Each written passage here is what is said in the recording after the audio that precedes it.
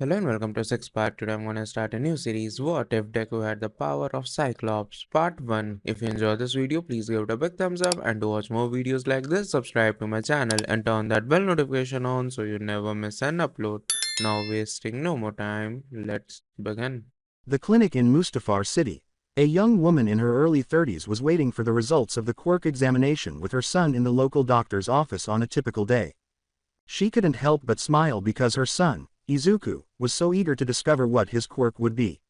Her husband's feeble fire breath and her own quirk, a type of telepathy known as small item attraction, were said to be the stage for a rare and allegedly potent combo should the two quirks combine. But if her adorable little child had possessed one of their quirks, she would have been equally delighted. Her little Izuku was determined to become a hero, and his favorite was the recently released hero All Might, who was swiftly winning over people all over the world with his gentle nature and constant grin, which never failed to calm the people he saved. She had only just avoided swooning when she first met the man. After all, she was a married woman. She took it extremely seriously. As they waited, Izuku whimpered nervously, "How long is gonna take, Mom?" Which made her laugh. The 4-year-old's patience. She touched his unkempt hair, which looked like her husband's, and grinned indulgently. The girl said, "I'm sure it won't be much longer, sweetie," as the boy sulked. Just think after today. When the door opened and the rotund man who was the doctor, Tsubasa, returned to the room, she was interrupted. "I'm so sorry to make the two of you wait for so long," he remarked courteously as he drew his chair out from the room's desk and turned to face the mother and boy.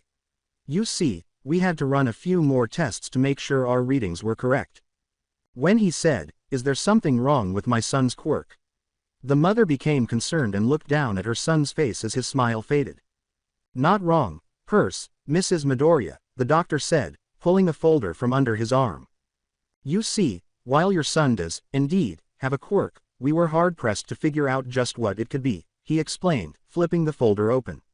"You see, as the boy's mother, he could have gotten your telepathic abilities," he explained, as the young boy appeared relieved that he had a quirk at all. "Or, if he took more after his father, it wouldn't be surprising if he had a form of fire-breathing quirk." Worried as ever, she pressed, "But..." Izuku scowled as he glanced down at the bandage on his arm with the Endeavor motif. "But from all of the tests we've run, and we had to be extremely thorough with this case, ma'am, considering we even took a skin sample," the doctor humped. "Ahem, however, instead of having one quirk or the other, or even a combination of the two, little Izuku here seems to be a mutation." "Mutation? Like having wings, or something?" asked Izuku, who had become alert. "Close, but we generally call those hybrid types," said the physician, "but you're quite smart to make the connection. With so many different body mutations out there, we've had to put them all into categories of their own." He continued, "With most mutations, we see something far from what you'd call ordinary. Say a child comes in with wings growing in, as you said. That child, having an animal-like mutation, would be categorized as a hybrid. Or say that a person had a strength augmentation quirk that caused him to grow a few extra arms. That fellow would fall into what we call the heteromorphic types." The man went on, observing that All Might had the lad's undivided attention, and there are those that don't have any types of physical mutations like All Might, adding, "We call his type of mutation an augmentation type, since he is so formidably powerful. Yeah, he's the coolest of all the heroes," Izuku said after sitting up and grinning broadly. Noting that the youngster was holding an All Might action figure, the doctor laughed. He leaned forward and grinned broadly at the youngster, saying, "Yes, quite, and then there's the fourth type, energy manipulation, and that's where you are, my boy." The child was jumping enthusiastically in his seat and exclaimed, "Really? What can I do?" "Izuku, sweetie, calm down before you fall off your chair," his mother said, laughing and giving him a head pat. The physician, on the other hand, relaxed. "Now that's where we've hit a proverbial roadblock," he stated to the mother as the child settled down. "As we continued testing, we noticed that your body has the ability to absorb solar energy." He continued, "And this ability has been awake for at least 6 months, as we found a great deal of energy in your cells while we examined them, yet at the same time, it was so little that we very nearly missed it completely." She sighed. "Energy manipulation isn't a quirk that's ever been mentioned in my familial history, nor does my husband have anything like that in his family records. As I said," the physician continued, "a very rare mutation in that it broke off from both parents and traveled in a completely different direction," then turned to the child, I'm not quite sure how this energy can be used, son, but I would assume that you haven't yet absorbed enough sunlight to make use of it, nor do I know how long it would take to build up a usable level, or even how you would make use of it. He breathed deeply as the boy's face dropped. Now, there's no need to look so down, Izuku. I can honestly tell you that this type of quirk is never not useful in the field of pro-hero work. If you fall into the subcategory as an emitter type, as I'm certain that you will, this energy could potentially be used for combat, or perhaps you'll be one of the rare healing types. Those are in short supply and very much in high demand, young fellow. Hearing that gave his son a huge boost, and his mother gave him an appreciative grin. Trying very hard not to sound concerned, she added, so what can I expect to happen when his body absorbs enough energy? Is there a chance that it might hurt him? It all depends, said Dr. Tsubasa, stroking his chin thoughtfully. If he's a healing emitter type, then it will most likely manifest in his hands, he said, gesturing with his large mitt-like hands. However, the same could be said if we're an offensive type of quirk, which could also come from his hands, his eyes, his mouth, any part of his body is, theoretically, possible. But I highly doubt that you have to worry about him injuring himself. Unless he's hit by ricochet from whatever power he manifests. Given how pale her kid appeared for such an active child, she questioned, so does this mean he needs more sunlight? She now started to believe it was because his quirk needs sunlight. The physician was shaking his head. Just continue on as normal. But do keep an eye out for anything strange, he advised. As for letting him have more sunlight, while I think it would be healthy for a growing child, we don't want to chance overloading his body by flooding it with the solar radiation he seems to absorb. The results could be explosive in the disastrous sense of the word, so, as I said, don't restrict him to indoor activity, nor would I recommend him staying out in direct sunlight for too long. Izuku questioned angrily, but when should I be able to do something?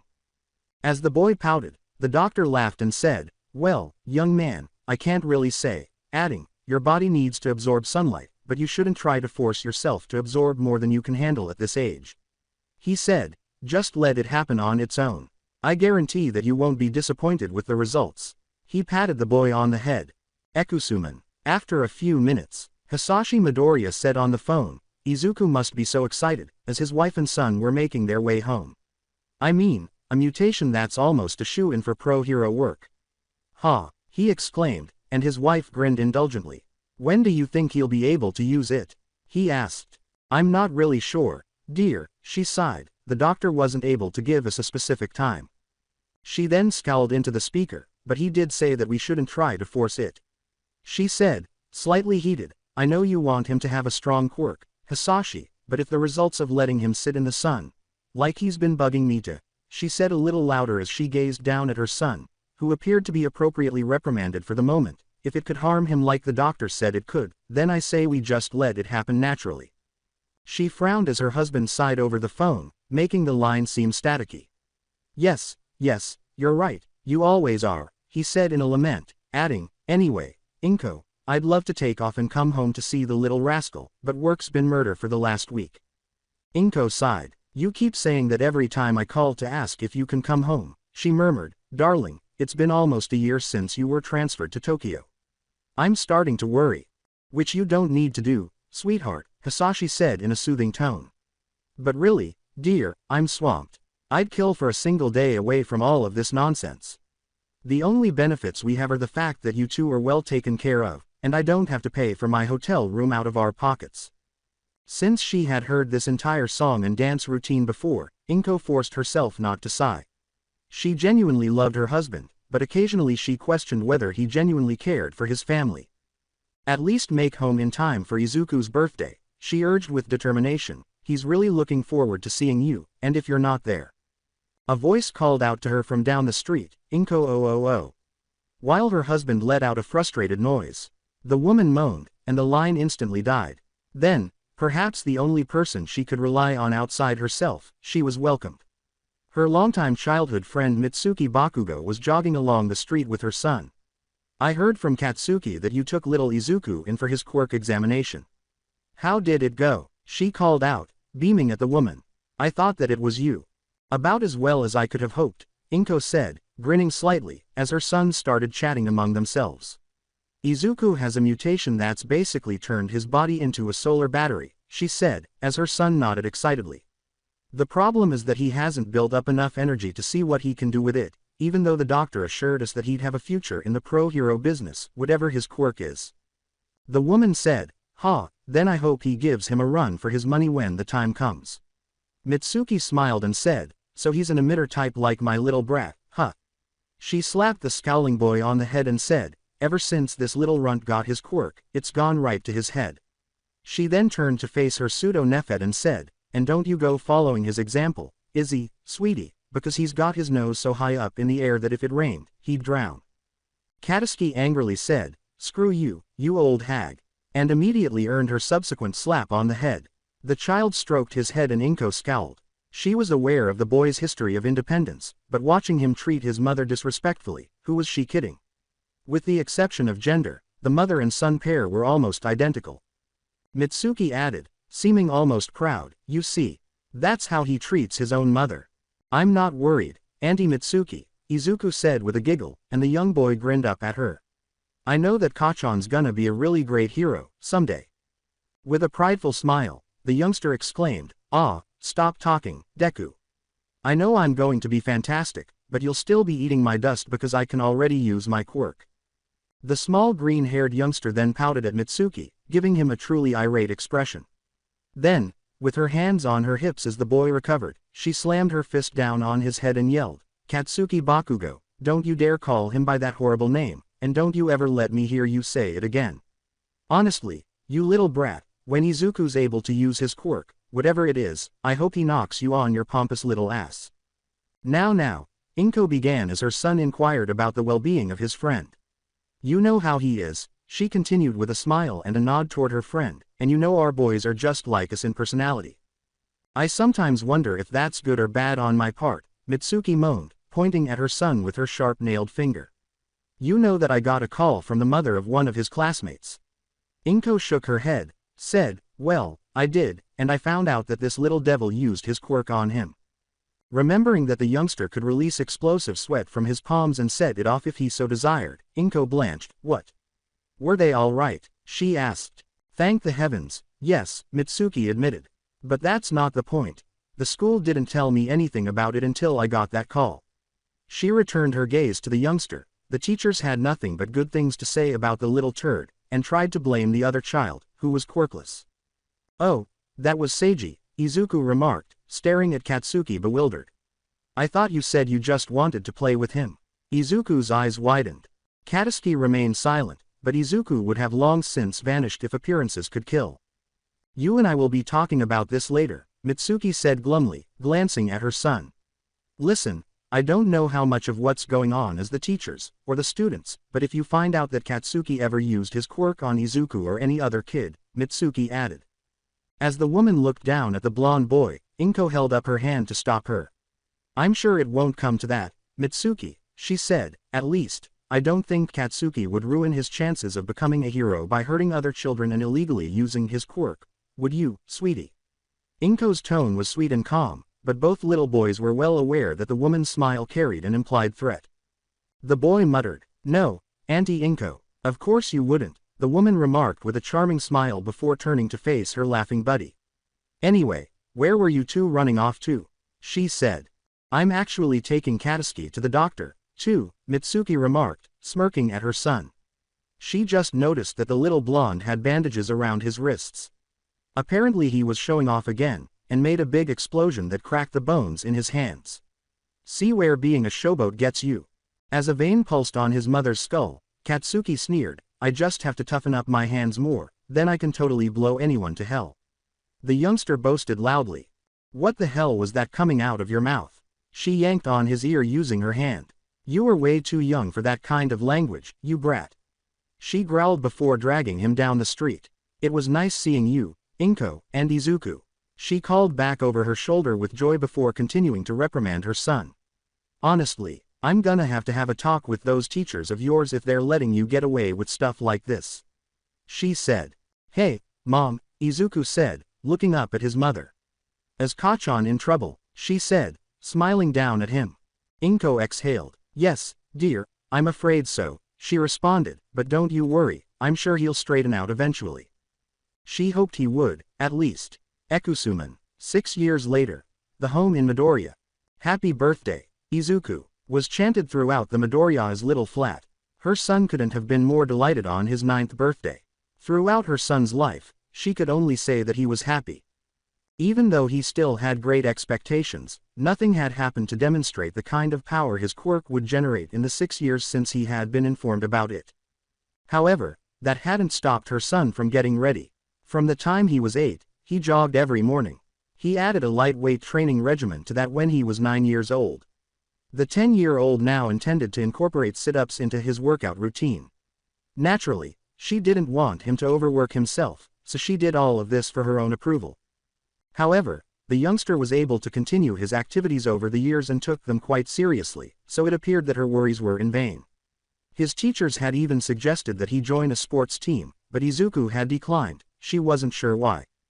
She had thought that his father would join them in celebrating his birthday, not for the final time. Mitsuki pulled her aside while Izuku and his friends were having fun with the food and activities. "You know that this isn't something you should put up with, right?"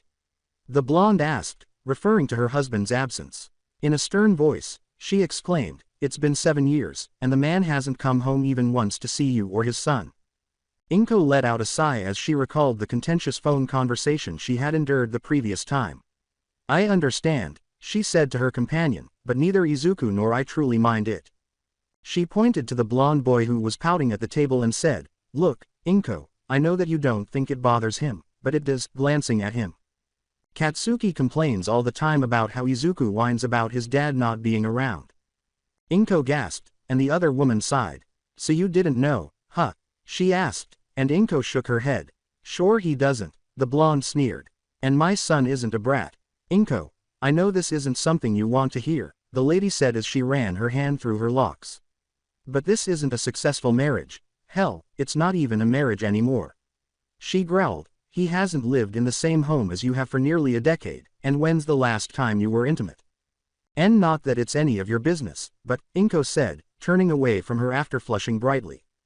"You're my best friend, so I'm making it my business." Mitsuki gave her a hug and said, "The sooner you get rid of the illusion that Hisashi actually gives a damn, the better off you both will be."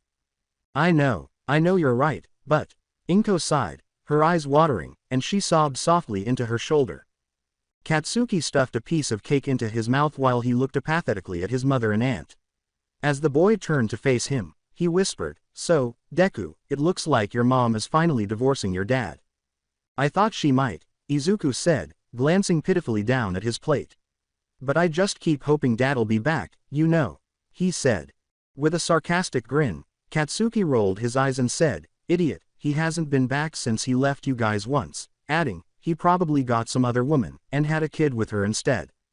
Izuku gave him a fierce look, and his eyes briefly glowed a bright crimson before going out of style.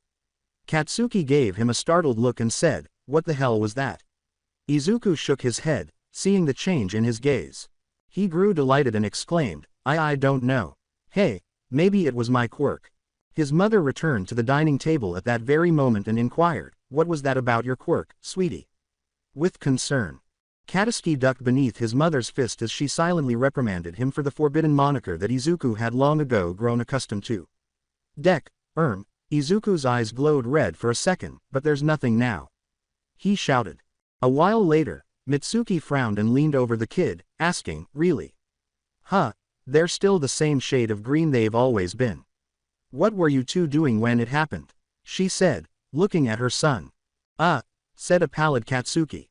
Izuku added, "I was just mad that Dad's not gonna be able to make it again, with the intention of keeping his friend out of jail." He said, "Hey, Mom, are you and Dad getting a divorce?" as he noticed his mother's lips start to quiver. Ekusuman. For Inko Midoriya, Izuku's query had been the final straw in a number of ways. Organizing all of the paperwork took a few days, but with Masaru Bakugo's assistance, everything went without a hitch. Coincidentally, Hiroshi had learned that he would be moving to an American branch of the company he worked for on the same day she called her husband up to give the news. After everything was said and done, Inko wasn't as angry as she had thought she was. Of course, there had been yelling, shouting, and tears. She was aware that in order to make ends meet, she would need to take on additional shifts at the hospital, but she wasn't bothered by it. The majority of the money Hisashi had been providing them over the years had been placed in a trust fund for her son in case he ever chose to go to college, and she had hardly accessed any of it. But, she thought absently, I seriously doubt he'll go to college after high school, since he wants to be a hero. Izuku handled the news less well than she may have anticipated.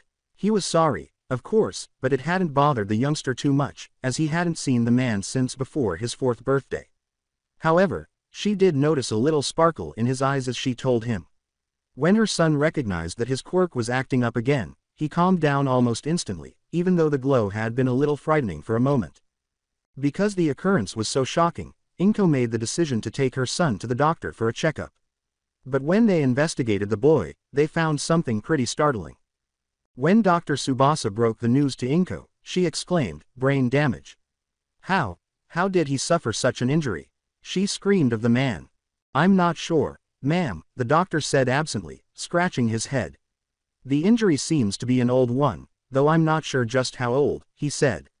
"But this type of injury is usually caused by massive trauma, such as an accident, or perhaps a strong blow," he said, humming to himself. "Do you recall the boy ever coming home with a bad head injury, or perhaps a large welt as if he'd been struck very hard?" As she tried to recall a time when the boy had returned home hurt, Inko racked her brain. She assumed that he was just being boisterous, even though he usually returned home with some kind of bruise or minor cuts or scrapes. She then remembered a day when he had claimed to have had a really nasty lump on his head after falling from a tree. In addition, she recalled that his clothing had been faintly burned. She turned to face her kid, who was now perspiring profusely. She would need to speak with her son and his alleged best buddy for a considerable amount of time. Concerned by her son's Quirk's recent behavior, she said, "All right, so what can we expect?"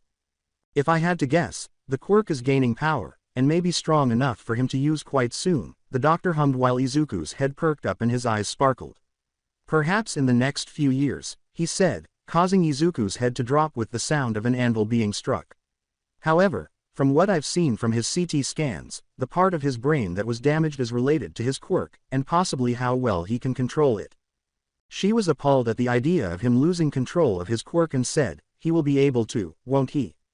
People who couldn't control their quirks were typically placed in special settings, away from people who might be harmed by them. If Izuku was one of those people. The doctor looked at the boy's scans on his desk and sighed, saying, "There's very little that I can confirm, Ms. Midoriya. Regrettably, unfortunately, neurology isn't my field of expertise. However, I can tell you that his control will be affected by this injury," he said, looking at the boy. "If you had been treated soon after getting this injury, son, you may have been able to use your quirk long before now," he said, his brow furrowed. "I don't know what possessed you to keep this a secret, but I hope it's well worth the hardship you're going to suffer from this point on." Hardship," gasped Izuku. "I'm finally going to give this quirk of yours a name, and I hope you understand the gravity of it, young man," he said, nodding. "If you have even a small amount of control over your quirk, it'll be a miracle," he said. "And if this recent behavior tells me anything, then I'm willing to bet that your quirk is a dangerous one." He reached for a cup of water on his desk and took a long sip before writing, "The name of your quirk is Optic Blast." As fear swept over the youngster, his mother said, "Optic, you mean like a beam shot from the eyes? If he can't control it, the HPSC will have him blinded, at the very least," the physician replied. "That, or they will have him put into an environment where his powers won't hurt anyone." "Is there any way?" Inko hung her head, on the verge of tears. "Medically, you'd have to have someone with a cell regeneration quirk work on him," said Dr. Tsubasa, sighing before shaking his head. He started to stroke his chin. "And quirks like that are exceedingly rare. As a matter of fact, the only one that I'm aware of would be some fellow that lives on a little island," he said. "However, his quirk only works on those with type B blood, and since your son is type O, it would do very little good." With a start, Izuku asked, "What about Miss Recovery Girl?" "I've had a chance to work with her in the past, and I know for a fact that her quirk only speeds up the natural healing process," the doctor said, shaking his head once again. Izuku hung his head. He had to ask since he knew it, of course. The man said, "A support item may help, however," which caused the mother and son to stare at him. "Now, don't read too much into that just yet," he said quickly. "First of all, His quirk would have to manifest in full, meaning that whatever energy comes out of his eyes needs to be measured for power levels and possible radiation. Inko cried out, "Radiation." "Indeed," the physician replied, "his body absorbs solar radiation, ma'am, so of course there's a chance that his optic blast will have a radiation signature." He said before turning to the concerned mother, "You don't need to worry about contamination, Ms. Midoriya, his body is acting like a well-insulated power plant. Nothing to worry about as far as you being affected by it, or him for that matter, since I believe him to be immune to whatever they can do." After saying goodbye to the doctor, Inko and Izuku turned to face the child. "It was Katsuki that hurt you, wasn't it?" Inko questioned, and the youngster averted his gaze from her. To get him to look back toward her, she touched his chin and said, "You always turn your head away when you try to lie, sweetie," without even teasing him. "Now tell me, why do you keep covering for Katsuki?" she said. As his mother waited for him to explain, Izuku scowled and said, "It's because His mother asked, "Yes. He's always been stronger than me, and he's lot smarter than I am in school," the child said as his mother listened, "and since I've always loved heroes, he's the closest thing that I've ever, it's because I admire him," the boy stated, as his mother stared at him bewildered. Abruptly, his mother fell to her knees and embraced the boy tightly. "Oh, sweetie." Her shoulder started to shake, and the boy whispered, Mom. Are you crying?" "Sweathit, I know you love heroes, but what that boy's done to you," she continued, leaning back and displaying the tears that had already fallen, "there's nothing remotely heroic about it." "Why did he do it?" she said, shaking her head slowly. "Do you remember when we came back from the doctor for my quirk examination?" Izuku asked after taking a long breath. When Auntie Mitsuki asked about the boy he hurt, he trailed off, but the woman nodded. "You stepped in to stop him, didn't you?" she said while the child nodded. "I see now, but we're going to need to have a very long talk with the Bakugos about this, and what we're going to do as we move forward." Ekusuman. That night, Inko did what she had promised.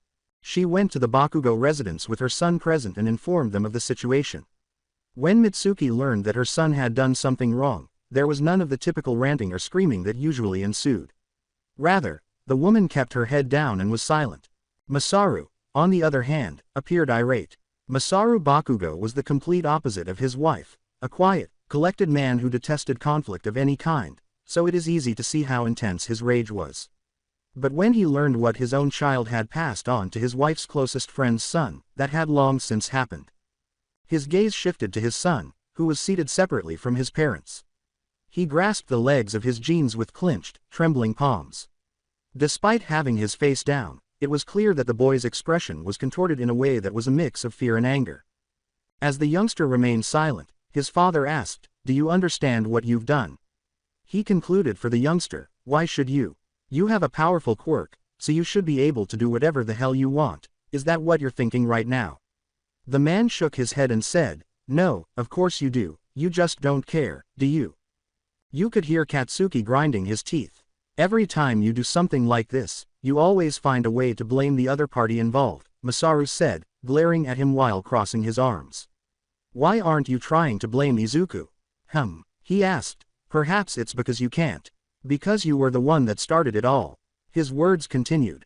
Fearfully, Izuku glanced between them and said, Please, uncle, he didn't." Izuku wisely decided to remain silent after the man said, "Izuku, I'm sorry, but please be quiet for now." His mother put a hand on his shoulder and said, "Why you continue to try to defend his actions is beyond anything I've ever heard of before," pushing his glasses up his nose. "Because of him, you may never be able to control your quirk. And what's more, he's attacked others as well." Katsuki snapped, "I didn't attack," as he looked up abruptly. "Shut up, Katsuki," Masaru screamed, disarming the kid. "I've been quiet too long because I thought that Mitsuki could curb that attitude of yours, but it seems I was sorely mistaken." He shouted, "I thought that you wanted to be a hero." "I will be," Katsuki retorted immediately. "I'll be the best hero there's ever been. Then you can start by shutting up and stop acting like a goddamn villain." Mitsuki cried fiercely, her head abruptly rising as she gazed at her son. Tears began to fall down her cheeks. While the youngster appeared to have been slapped across the face, she yelled, "How can you think you'll ever be a hero if think doing shit like this is okay? If this is the kind of hero you're going to turn into, then I'd rather you be quirkless." When his wife calmed down and resumed her peaceful sobbing, Masaru sighed. He then glared at his son and said, "And, if you want, we can prevent our son from becoming a hero student. I don't know what we can do to help at this point, Inko," he replied, gesturing toward Izuku, "but we'll do what we can." Katsuki gave him a horrified expression. Were they not going to? His lips started to quiver as a sense of powerlessness descended upon him. He was thinking frantically as he glanced at Izuku, his parents, and Inko. He was aware of his predicament. If his parents decided not to allow him to be a hero, there was nothing he could do or say to change their decisions. But Inko shook her head and said, "I spoke with Izuku for quite a while before coming over here to talk about this ordeal," looking at Katsuki. "He honestly admires and looks up to your son, as much as I think he shouldn't at this point," she said, causing Katsuki to look up at her in shock. "He still thinks that you will be a great hero someday. Do you know what that means, Katsuki?" she asked. "It means that the only reason that you are still going to become a hero is because my son is letting you. Provided that the law doesn't refuse him entry to a hero school," Masaru sighed, giving his son a terrified look. "Oh, don't give me that look, boy, you knew that you were breaking the law, and yet you still decided to go ahead and do just to show that you could." Masaru yelled at the boy. "And while Inko may be willing to take Izuku's request, I'm not so lenient as to trust you." "He's right," Mitsuki looked at her son and nodded. "From now on, if I hear about you using your quirk that doesn't have anything to do with training without my express permission, I'll make sure that you never set foot in a hero school," she said, turning to face her husband. "Does that sound all right to you, dear?" she asked. Nodded. "And we will be talking to the school about this," he said. "The fact that they didn't inform us of this beforehand, and even tried to pass the blame onto the other child as well, is not something I'm willing to accept." After giving a nod of assent, Inko addressed Katsuki once more. "My son's quirk could end up blinding him if he can't control it," she said, pausing to ensure he understood the seriousness of the situation. When Katsuki drew his mouth into a hard line, she knew she had his attention. "And even if he isn't blinded, there's a chance that the HPSC may have him taken from me in the event that his quirk is too dangerous to those around him if it's deemed uncontrollable. I doubt that he would have anything to do with you otherwise," the boy said, his eyes starting to well up with tears. "He still thinks of you as his best friend, Katsuki. You were supposed to be friends," Mitsuki muttered, "just like we were as kids." She palmed her face and said, "But you've already ruined that, haven't you, you little brat?" Her expression was so intense that it might have made milk curdle. The boy remarked naively, "But we are friends," and Izuku stared at her. "I've never thought that we weren't." Masaru said to his son, "Hear that? Even after everything you've done to him, he still has the heart to call you a friend." The boy turned away, saying, "I don't care about whatever immature reasons you could have had before for being so cruel, but it ends now." Masaru turned to face Izuku and said, "And I don't know how you could be so kind, Izuku," his face softening as the boy smiled. "But I know that my son should feel blessed because you think so highly of him," he said, glancing at his son. Ekusuman. After 4 years, as Katsuki hurried to their school, he said, "Come on, you dumb nerd, we're gonna be late. I can't believe you held us up just to take notes on that Titanic bimbo." "I can't help it," he stammered, laughing uncomfortably as he ran steadily after him. "I love seeing new heroes and how their quirks work," he defended himself by saying. "Besides, you were just as caught up in the fight." He smirked over his shoulder and said, "Tisk, yeah, of course I was. It was fucking great until that self-serving glory hound jumped into the brawl." He shivered in disgust and said, "Did you see how she was flaunting herself just to get everyone's attention?" "I don't think anyone could have missed that," he chuckled, blushing as they sprinted into the schoolyard after turning the corner of the block. "I mean, she kind of made it obvious," he said. As they approached the school's doors, they decelerated, and a teacher who was waiting to ensure that every kid had entered said, "Cutting it a little close today, aren't we boys? Come on, homeroom's about to start," Katsuki exclaimed, pulling Izuku along, shrugging at the man. "Villain attack held us up." They pulled Izuku along, and he yelled. The on-duty teacher briefly saw that the green-haired boy's eyes appeared unusually red. Since the youngster was among the better pupils in terms of grades and their valued student appeared to prefer him as a friend, he paid it very little attention. No teacher was able to determine why. Although it was recognized that the youngster appeared to possess a quirk, aside from his academic pursuits, he had never demonstrated any signs of becoming a hero. As they ran through the hallways, Izuku said, "Kachan, don't pull so hard. We're going to get in trouble again." "Like hell we are," Katsuki said, "today's supposed to be that career choice BS, remember?" He continued, "Most of the teachers are hamming it up with the bigwigs from the hero schools. You think we'll get to see any famous heroes that went into teaching?" Izuku laughed and smiled, saying, "I forgot about that." Katsuki moaned, "Doubt it," as they slowed and turned a corner. "Most of the teachers in those schools don't have the clout they used to," he said just before he collided with someone, causing Izuku to collide with him due to his momentum. "Oof. Shit, watch where you're," he said, before the two boys turned to face the person they had just encountered. He was a big man with a huge frame. In addition, he wore a dapper red and white suit. "And you two shouldn't be running through the halls like a pair of brats," he added in a rough, solemn voice, his silver hair appearing to have two lower teeth sticking out from his lower lip.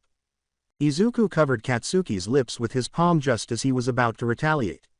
He glared at the boy while growling behind his hand, but he was stopped when he noticed that his pal had entered what he liked to refer to as nerd mode. Izuku hurriedly exclaimed, "We're really sorry, Mr. Vlad King, sir," and informed the pale blonde of the precise person they had misled.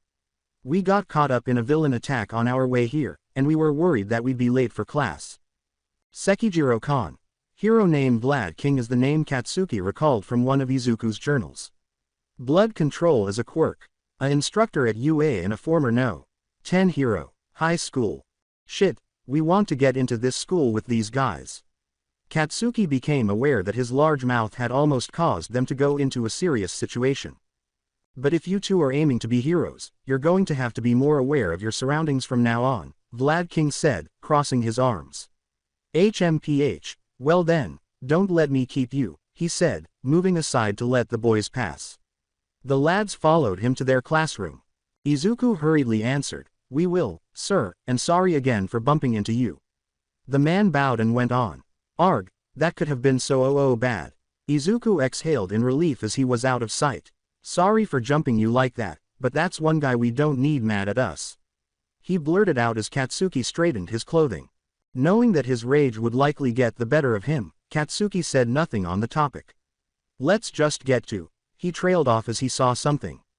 "Hey, nerd, your eyes are red," he observed, causing the youngster to grimace. "What happened? Did some of that dust from the fight get in them?" he asked. "No, they've just been itching all morning," Izuku remarked, scowling and rubbing his eyes. "It's probably just allergies, or something," he shrugged. "Think it might be your quirk?" Katsuki scowled. Izuku shook his head and said, "I don't think so," a little unsure of himself. "It feels different than whenever they glow. More like they're just irritated." He rubbed his left eye once more and said, "Hey, I'm gonna run to the bathroom and wash my eyes out," he asked, pointing to a nearby bathroom. "Yeah, whatever," Katsuki said with a flip motion, rolling his eyes. "Just take care of yourself." "Thanks," Izuku remarked with a smile before making his way to the restroom. The remainder of the way to the classroom, Katsuki jogged. The boy exclaimed, "Hey teach," as he walked into the room. Not seeing Midoriya with the youngster as he usually did, the man said, "Ah, Bakugo, I was wondering where you were, greeting the school's most valued student. Where's that little shadow of yours?" he questioned. Katsuki muttered, "Got some dust in his eyes 'cause of A," and jerked his thumb over his shoulder, the bathroom. The classroom was rocked by a thunderous explosion, which was followed by a shout that seemed extremely familiar. Just a few minutes before, Izuku was frantically dousing his eyes with water to relieve the annoyance he was experiencing. However, nothing he did appeared to be helpful. He got to his feet and inspected the mirror, lowering his eyelids to check for more than dust in his eyes. His eyes were as inflamed as before, yet he could see nothing to aggravate them. When he saw a bright red glow reflected in the water, he leaned down for another handful of water and murmured to himself, "Geez, what did I do this time?" When he looked back up at the mirror, he was startled to see that his eyes were blazing red. "What the?"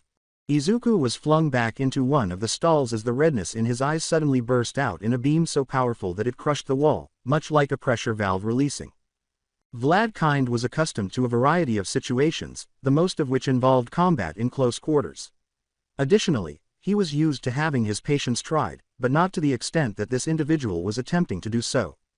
He was visiting a school where the man in question was the principal, and he was engaging in all the activities he detested about modern education.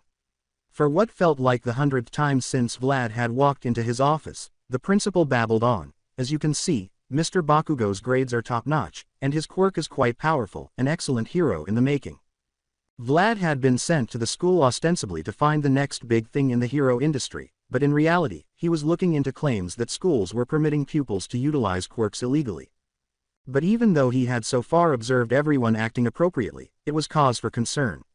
It was too flawless. Additionally, Alderaan Middle School had a reputation for being quite forgiving of their pupils' use of quirks. He glanced down at the file in front of him, a little picture of a youngster with fiery eyes and ashen blonde hair. At the moment, he was giving the camera a pretty sour expression, as if he would rather to be somewhere else. Additionally, he recalled that he had run into the boy in the hallways previously and didn't particularly like the attitude he had. As he reviewed the records on the youngster, he thought, kid's got a history of violent behavior, despite the principal's explicit assertion that the boy had exactly what UA was trying to find. Although not unusual, the child is somewhat more reserved than these accounts suggest. The principal's smile wavered as he inquired about the youngster's background. Well, sir, you see, I believe that the boy that he calls his friend is very bad influence on him, he remarked, shaking his head sorrowfully. Recalling his experience with the two, Vlad questioned, a boy with green hair. Yes, our Mr. Midoriya, he remarked sadly, poor child might as well be quirkless since his quirk seems to need a long while to build up energy, yet, after 10 years of waiting, nothing's happened. The principal's endorsement confirmed his correctness. Yet our Mr. Bakugo never leaves his side, even when the boy causes trouble, said a staff member who was only partially paying attention. When a rumble rocked the school, the two guys heard the pupils' terrified cries and yells. Just a few seconds later, Vlad was on his feet, pressing the contacts on his phone. This is Vlad, requesting backup at Aldera Junior High. We have a possible villain assault in progress, he growled into the receiver. I want police and any available heroes en route on the double, and have paramedics dispatched at once, he said before hanging up and pressing a new button. Nezu, I have a situation at the school you sent me to, he said. I need Aizawa here as soon as you can get him out of that damned sleeping bag. With that, he was out the door and pelting down the hall, which was crowded with terrified kids and students. Seeing that the teacher was more in a panic than the children, Vlad snatched him from the crowd. The pro screamed, calm down, you call yourself a teacher? Man up, what's the cause of this mess? He said. His quirk, I don't know why, but he suddenly started, the man said, looking pale. One of the students. An irate voice said, you lying bastard. From the throng of students. The ashen blonde who had stumbled into Vlad before was there as he peered out. It's not his fault. What do you mean, boy? Vladi scowled and said, you know what caused this?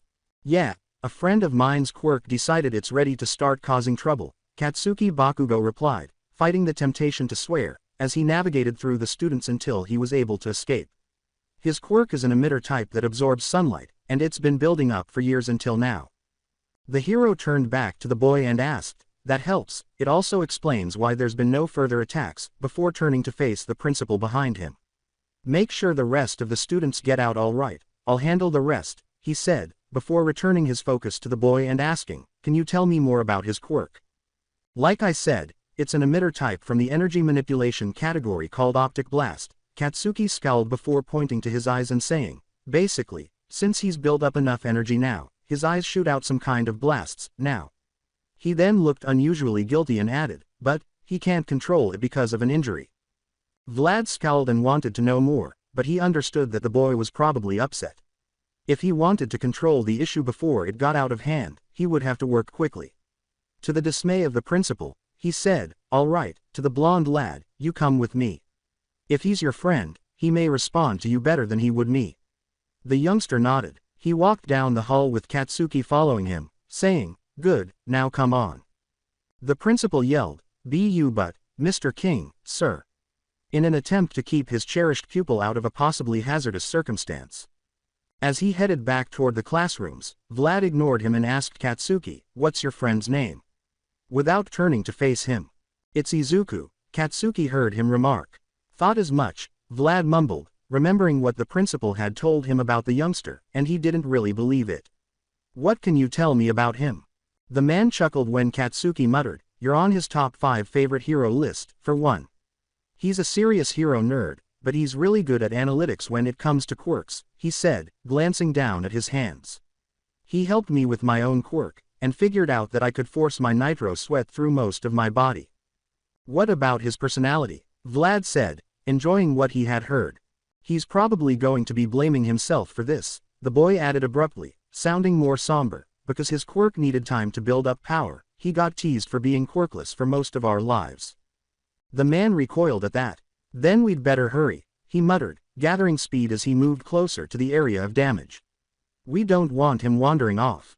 Knowing that the scrawny teenager would probably strive to keep his distance from people if he could stop any harm from happening to the school or the other pupils, Katsuki agreed with him. As Vlad turned a corner, he discovered the corridor in complete ruin. While the exterior wall had been entirely shattered, exposing the schoolyard, the walls of a ruined bathroom had been crushed into gravel, with a giant rut gauged out of the floor as if something had struck it with tremendous force. He whispered to the astonished blonde, "Good heavens, I think you might have underestimated his quirk," after witnessing the devastation. Katsuki simply gritted his teeth and yelled, "Hey, Izuku!" His cries reverberated throughout the corridors. "Where the hell are you?" The sound of part of the rubble moving was Vlad's reward for waiting and listening for the boy to answer. "There," he said as he hurried to the restroom and noticed a little mound in motion. He and Katsuki quickly began identifying the person below it. "Be careful," he warned the blonde, "because he might give off another blast if it's him." "He's too smart for that," said Katsuki. "If he hadn't found a way to keep himself from firing, then there'd be a hell of a lot more damage than this." When the child moved some rubble and discovered the back of a student's uniform, Vlad only hoped the boy was correct. "Here he is," he exclaimed, brushing aside the debris and carefully lifting the small-framed young man's body out. Blood covered his face from a minor wound over his left eye, and a mop of greenish-black hair lolled on his chest. As Katsuki made room to lay him down and examine his wounds, the youngster moaned, "Easy now, son, we've got you." Izuku's feeble mutter, I'm sorry, I couldn't stop it," made the man feel relieved because he was now able to speak. "I couldn't open my eyes," he said, gesturing to his face and slightly opening his eyelids to demonstrate that whatever power his quirk contained was only restrained by his own body's immunity to it. With a grunt of approval, Vlad said to the boy, "You did good, kid," as he reached over and tore off the sleeve of his suit, tearing it into temporary bandages for the boy's wound. "Now you just take it easy, and we'll get you taken care of." Izuku reached out to the hero after hearing the man's voice and said, Please, don't let them blind me." With a raised eyebrow, Vlad turned to face Katsuki in anticipation of a response. His teeth were grinding noisily as his palms started to smoke. "He's afraid of the HPSC and what they might do to him if he can't control his quirk," the blonde replied, frowning. "Our family's doctor said that they'd blind him if he couldn't, or lock him up." The blood hero scowled and grabbed his phone, saying, "This is Vlad, call off the police and the heroes, the situation's been handled, but have the paramedics put on some speed." He said, looking down at the boy, "I have an injured minor with a head wound, and he's lost some blood." He hung up and dialed another number, saying, "Nezu, it's me, saying again, I've got an emergency here. Tell Aizawa to step on it, and have Majima gather his equipment. We have a situation involving a child whose quirk has gotten out of control, and we need a way to suppress it." "Understood, I'll have Majima move to your location," Nezu said softly. "Aizawa is already on his way to you. Also, I have reports that an agent from the HPSC is being dispatched." "Keep them away," Vlad yelled. "The kid's scared enough right now, and he's practically blind because of his quirk." He yelled into the telephone, "I won't have those government hyenas making things worse." Nezu began to hum. "I understand," he replied. "Change of plans. Bring the boy into UA. I'll have Aizawa meet you on your way here so that we can have Majima work in peace so that we can help this child." He continued, "Does he need any medical care?" As Katsuki wrapped the boy's head in the ripped sleeve of his suit, Vlad nodded and said, "He has a minor head injury, and I've been told that his quirk can't be controlled because of an older injury. I'll have Chio on standby for your arrival." Nezu replied, "Good luck, Mr. Khan." Ekusuman. In addition, UA. High School. Meeting space. The child-sized creature behind the big U-shaped table was wearing a nice suit, but a jagged scar over his eye ruined the right part of his face. The fact that the creature was Nezu, the principal of UA, did not change the fact that he could have been a bear, a dog, or even a mouse. High school. After talking to Vlad, the small animal put the phone on the receiver and turned to face his guests. I do apologize for this awkward situation, Nezu replied courteously to the two parents and two kids there. And when you took the time out of your obviously busy schedules to come and see me. He sighed. It's not very often that I receive such wonderful guests. The four of them were very different from his guests. Two of them were a well-dressed couple, a father and daughter from the Yaoyorozu family, a wealthy and powerful family in the support gear industry that provided costumes, capture tools, and other essentials for pro-hero work to almost half of the world's heroes. Isshin Yaoyorozu had dark eyes that occasionally seemed to alternate between brown and black, and he was a pretty big and intimidating man. His black hair was stained with gray, and he had wild eyebrows and a big mustache. The man wore a gray suit with diamond cufflinks and golden buttons. Author's note. Raz Al Ghul usually comes to mind when I attempt to imagine Momo's Poppy. His daughter sat at his side, a little behind him. She was a tall female with a mature body, just like him. On the right side of her face, a big strand of her long black hair hung in a spiky ponytail. Her brown eyes, set in a determined look, were big but keen. She was just as beautiful as her father, although she dressed more casually for a young heiress. The mammal recognized another intimidating character sitting next to the father and daughter. Instead of wearing business or casual clothes, he was wearing his costume, Endeavor, the nation's number 2 hero, second only to All Might himself. He was a big guy with fiery brows and a beard to match. His son, who had a contemptuous expression on his heterochromic face, was next to him and he projected himself onto him in numerous ways. You seem quite busy for someone of your position, Isshin said with a wry grin. I wouldn't have thought that you sent your staff out on such tasks given that many of them have decided to step away from being active heroes. Nezu nodded and gestured with his paw at the phone he had just done using. This is a rather rare occasion, I'll admit, the animal added. Believe me, we're usually far more composed than this. He looked at the youngster, who averted his head away from him. HMPH, Harump the Flame Hero, I should hope so, he murmured. Even though I have good memories of this school, I wouldn't want my Shoto attending such a chaotic place. And considering that my son's intended bride will be joining him in the school, it would benefit them both if they had a more subdued time here. The young woman drooped in a somewhat dejected manner after giving the man's back a brief gaze before turning to face the pouting youngster by his side. Though I have to admit that I am skeptical about having her enroll in the heroics course, her father said, chuckling slightly. I think that my Momo would quite enjoy a bit more excitement in her life than what the dull courses of normal scholastics, he said, turning to face the hero. Are you certain of this? He asked. Endeavor replied, I am, and your daughter has expressed interest in becoming a hero herself, has she not? The child said, yes, and her father turned to face her, his eyes narrowing. Endeavor didn't give it much thought, you see. Plus, the training they will put her through here will make her stronger, he said. Now, can we get on with the matter at hand, or do you need to see to this matter personally?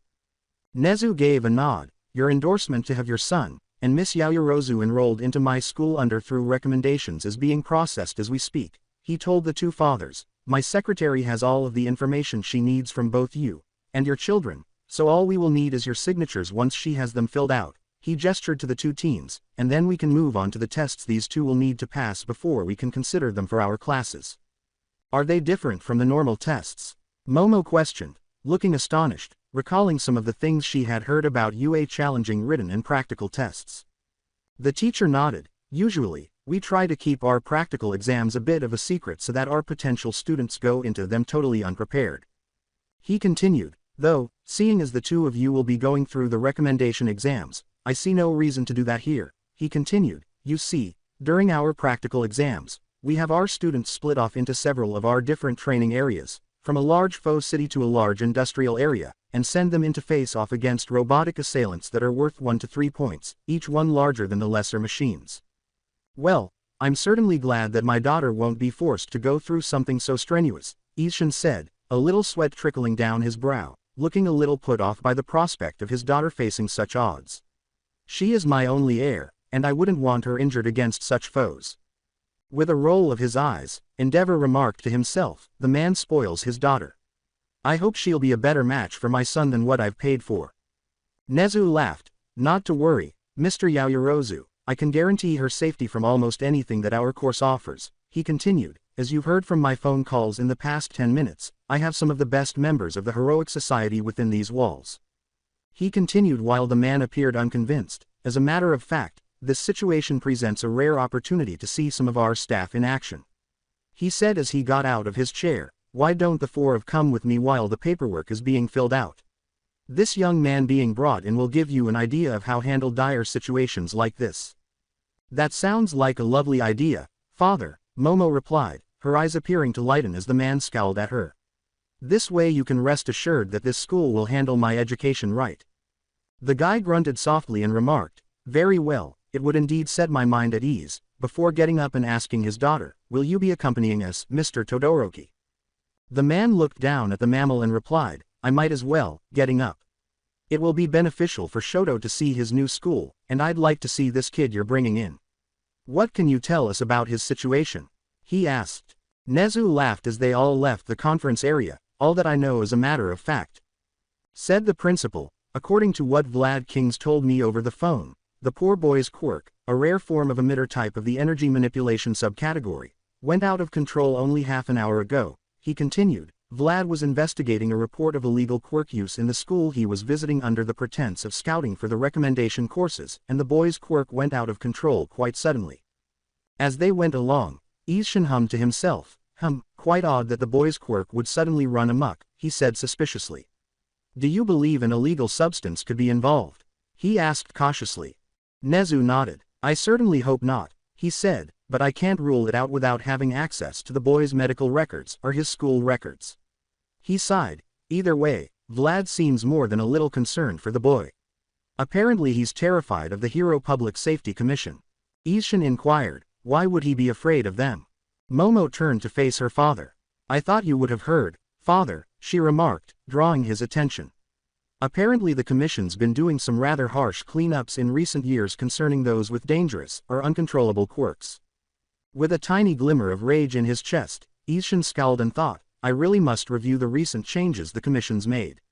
It is embarrassing to have my daughter point out that she knows something that I do not, he remarked, before grinning at his daughter with a veiled sense of thanks. Endeavor growled, harsh is an understatement, adding, some of what they do is downright cruel, even by my standards. The youngster next to him groaned, and the dad looked sideways at his son. Most villains that are taken into Tartarus are not only restrained, but they're implanted with a chip that inhibits their quirk. He nodded, and if it's a mutation type, then they'll sometimes surgically remove the villain's quirk, or even outright execute them. With his own quirk matching his daughter's, Ishin said, my word, I'm glad that my quirk was never deemed as such. This boy, however, seems to be in a bad way. Nezu replied, indeed, but Vlad was willing to stick his neck out for him, so I can honestly say that I doubt that the child is using any illegal substances to enhance his quirk. He grinned at the tall aristocrat. From what Vlad has told me, his quirk is called Optic Blast, which gives me reason to believe that, given its name, this boy's quirk is released through his eyes, and I'm hoping that our Ms. Recovery Girl and our Mr. Power Loader will be able to help the boy gain some form of control over his powers. For the first time since they arrived at the academy, Shoto Todoroki commented, I had no idea that UA operated that way. I implemented the practice once I took over the school, Nezu said, grinning at the boy's remark. As you can probably guess, my life hasn't been roses and sunshine, considering that so few animals have quirks, and one like myself has yet to resurface. Nezu grinned as he relived his time as a laboratory experiment in his mind. And since gaining my new life, I should say, I have made it my mission to help those with quirks that make it difficult for them to mingle with the rest of society. Endeavor raised his eyebrows. If I remember correctly, you were the one that led the reform on job availability for those with physical mutations that made them look inhuman, remarked the man. Nezu laughed as they turned the corner to the nurse's office and saw a short elderly woman talking to a shirtless man of frail build, who appeared to be wearing an excavator bucket as a helmet. I did have a hand, or paw, in that movement, Nezu said rather proudly, but I was hardly the leader in that little reform. Ah, Chio, Majima, glad to find you both waiting on our new arrival. Majima, who goes as Power Loader, pointed toward him. Nasty business, I hear, he grunted. Before Vlad could get to him, a bad kid destroyed a school bathroom and a lot of the outer wall. It's already all over the news, Recovery Girl grumbled. then sneered, "The school's principal is trying to lay blame on the boy, of course, but I doubt any of it will have any weight to it." She continued, "Alderaan Middle School is rumored to be a den of low-grade education, and I've heard some other nasty rumors that they preach Quirk supremacy." Nezu gave a wink. "All the better that I had Vlad on site for the investigation. Then," he continued, "after he's brought the child in, I'm sure that the school will be put on the blacklist, along with its teachers." Ishin scowled and thought impassively, "I'll have to have my cleanup crew move in after UA. This is one of the schools I sponsor. Is finished with them." As the mammalian principal repeated all the information that Vlad had given him over the phone, Power Loader inquired, "Do we have any information the boy, Vlad's bringing in?"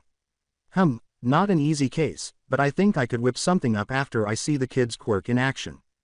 With a glance at him, the recovery girl asked, "Any chance of radiation?" "There doesn't appear to be," Nezu replied, "or else there would be reports of radiation sickness in the area." He raised his eyebrows, as Mr. Majima said, "We will need to ascertain the boy's Quirk for ourselves once his injuries have been treated."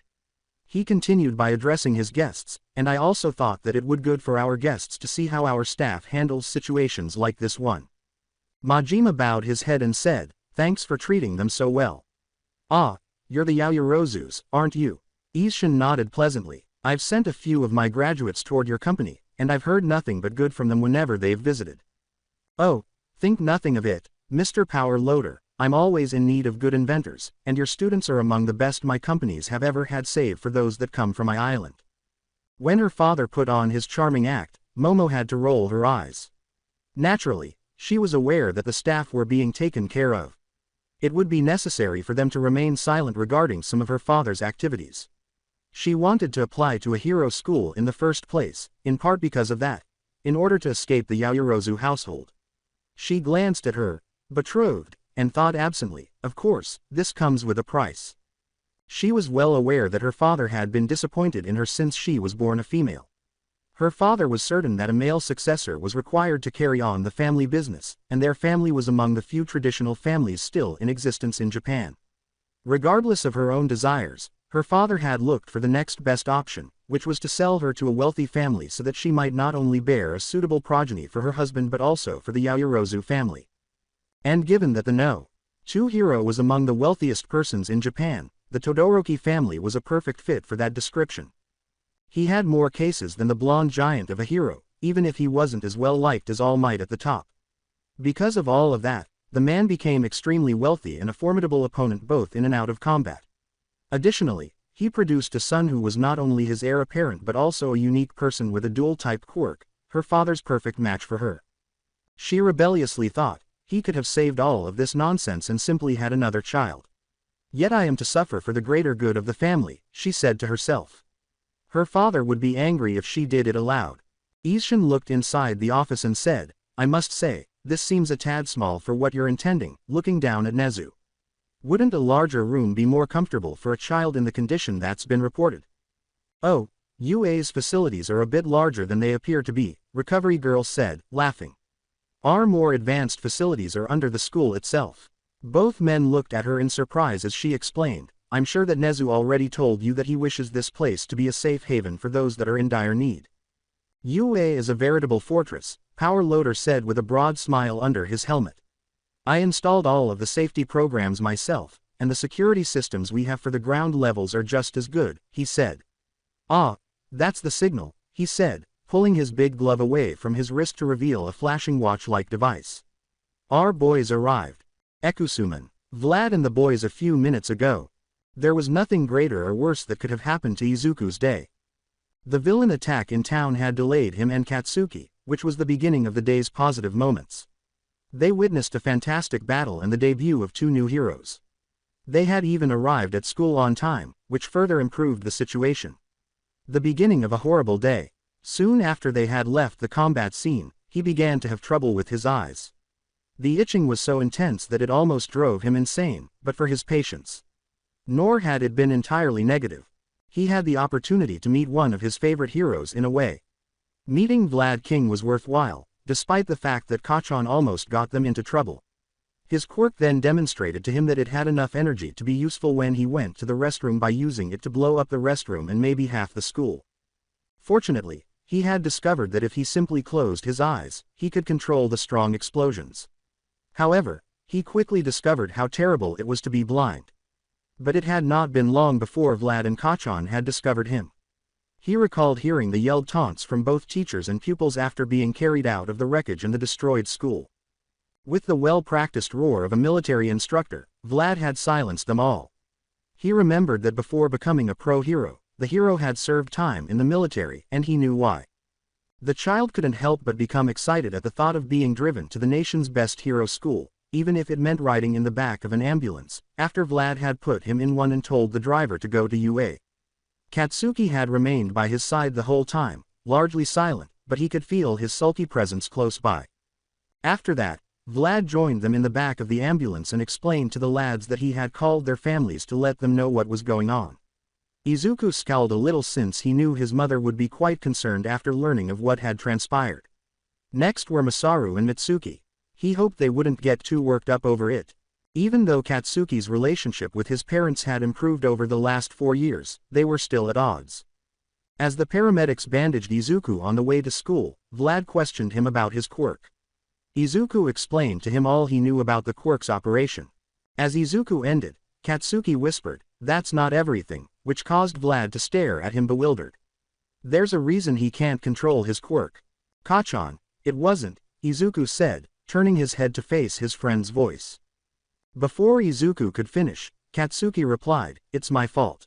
I used my quirk on him when we were kids," he stated, causing the guy to scowl.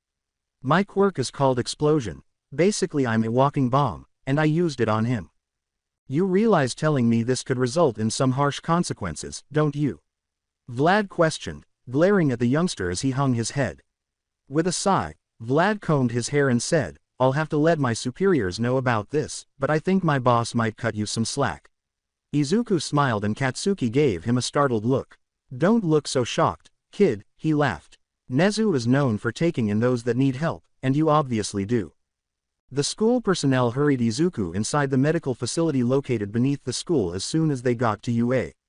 Since Vlad neglected to meet with them on the way to the school, he was a little miffed when Katsuki met a teacher called Aizawa.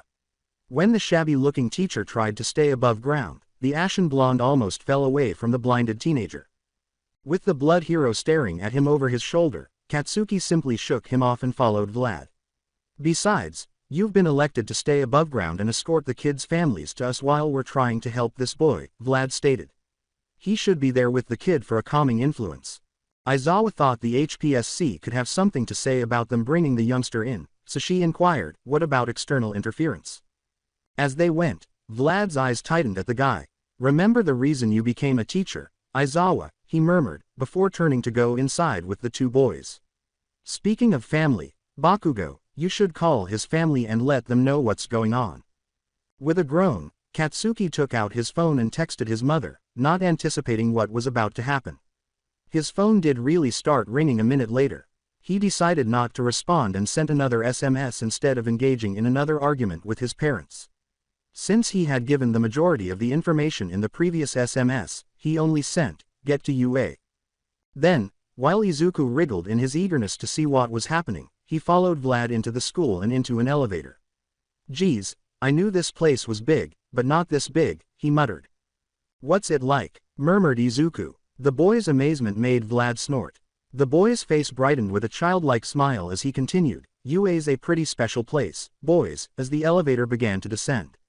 "We have multiple levels above and below ground, which is where we're headed," he said. "I take it that you boys were hoping to enroll in this school." Brightly, Katsuki exclaimed, "Hell yes we are." For the first time since they had met. "Well, as I said, your past actions may have some consequences," the hero teacher grinned at the child. "But, as I also said, Nezu likes helping those that truly need it," the boy said. The elevator stopped and the medical ward was shown. Recovery Girl was smiling kindly as she waited for them. With a slight frown, she questioned the boy in Vlad's arms, "Is this my patient? I thought you said that his head injury was minor," she inquired. "The bandages around his eyes were his idea," Vlad said. He didn't want to risk opening his eyes at any given moment while on the way here. "Right, then just bring him over here," said Recovery Girl, nodding toward a hospital bed behind her. "I'll make sure he's well enough for Majima to do his testing," she continued as Vlad gently placed the youngster on the bed. Then we'll see about helping you see again. Shakily, the boy mumbled, thank you, ma'am, would you happen to be recovery girl? As she went to the end of the bed to unwrap his wound, the elderly woman grinned and remarked, good guess. Be sure to keep your eyes closed, dear, she cautioned him as the bandages came off. Izuku clenched his eyes shut, afraid that another explosion would occur. The woman hummed as she looked at the wound. I'll use my quirk to heal the worst of the damage, and then I'll have you eat some gummies I've had infused with my quirk's energy, she said, noting the small gash on the side of his head. The wound is clean enough, and not very deep. With a raised eyebrow, Katsuki said, quirk-infused candy. While glancing at Vlad, is she being serious? He asked. Vlad laughed. I was kind of grossed out when I heard about them, too, he added with a slight smirk, but if I'm telling the truth, if I didn't know what they were, then I'd be hard-pressed to tell the difference between them and normal gummy bears. Ekusuman. In the meantime, in the observation room, Momo Yaoyorozu scowled as she saw Recovery Girl start operating on the child after Vlad King brought him in. He's so young, she thought, assuming that the youngster was a junior to her because of his diminutive size. This quite a hospital ward you've had constructed, Nezu, her father said, observing the scene with admiration for the building. And this is simply the OR, is it not? He asked. Surely you don't expect the need to perform surgery on a student to arise. Endeavor scowled and inquired uneasily. With what we put our students through, it is much better to be prepared than to be caught with our pants down, the mammalian principal stated, although Nezu shook his head. He does have a valid point, Mr. Todoroki, Ishin mumbled, nodding in understanding. There's also the chance that a student will take deathly ill, is there not? He conceded, and we have other medical staff on hand should Recovery Girl prove inefficient. Very true, Nezu said, when I overhauled the campus design, I wanted to be prepared for anything and everything. He laughed as Recovery Girl's lips stretched out to the patient's forehead, causing a green glow to appear as she used her quirk on him. It also caused the youngster to yell loudly. The boy almost freaked out before collapsing in fatigue, and Momo laughed. Hilarity, my dear, asked her father. As the boy calmed down, she quickly collected herself and said, pardon me, I just thought his response was funny. Miss Shuzenji, how is our patient? Nezu remarked, laughing, before reaching for a button on the wall. That is usually the reaction that happens when Recovery Girl uses her quirk on someone for the first time, especially when they're not expecting it. He's doing fairly well for someone in his situation, observed Recovery Girl, glancing up at the window behind them. Despite the fact that he blasted himself through a brick wall and brought half a ceiling down on himself, his head wound was fairly minor. Ishin said, good lord, it's fortunate the boy lived at all. Endeavor's eyes were fixed intently on the boy. To the surprise of his son and the Yaoyorozus, he added, Nezu, if this young man attends UA and comes up for an internship, put my name in the pot. I'll do just that should he attend, Nezu said with a smile, but I think it best if we find a way to control his quirk first. He laughed and reached for a pin on his vest, saying, Majima, our guest seems to be doing well enough for you to have a look at him. Understood, Power Loader replied, I'm bringing in a Geiger counter, and some experimental eyewear I was tinkering with, he continued, are we changing locations, or do I come to the medical ward? It would seem that Recovery Girl would rather conduct the tests here in the medical ward, Mr. Majima, said Recovery Girl with a nod of approval. Make sure that whatever you bring for the boy to test his quirk is durable, Nezu confirmed. With a laugh, Majima remarked, I have a large chunk of adamantium sitting in the shop. That ought to solve the problem. You would use such a precious metal in a mere test. Ishin scowled to the mammal. I was under the impression that adamantium was among one of the rarest metals in the world, he remarked. With a near-manic gleam in his eyes, Nezu shook his head and said, not at all. He went on to explain, though it is rare and valuable, a chilled and hardened piece like the one we possess is the strongest rare earth metal known to man. If this young man's quirk is powerful enough to damage it, then I would be pleasantly surprised. The piece that Power Loader is speaking of has already been processed, as such it is completely unmalleable. If the kid's that strong, then I'd be more than impressed and ready to take him on as a sidekick right away, added Endeavor with a snort. Momo briefly pondered whether she saw the tiniest trace of jealousy flash across the boy's face as Shoto's ever-present frown became deeper. When the ward doors opened, the five of them saw Power Loader enter with a handful of his students wheeling in a big table that contained a huge slab of hardened adamantium. Goodness, her father mumbled, leaning in with a faintly hungry expression. I've never seen such a large block of adamantium before. That piece alone would be worth well into the billions. Nezu stated, unfortunately, the project fell through in a rather disastrous fashion, and we ended up with this piece as a rather unfortunate keepsake. The target was set up by Power Loader's students. It was part of a project a good friend of the Academy was working on, Nezu added.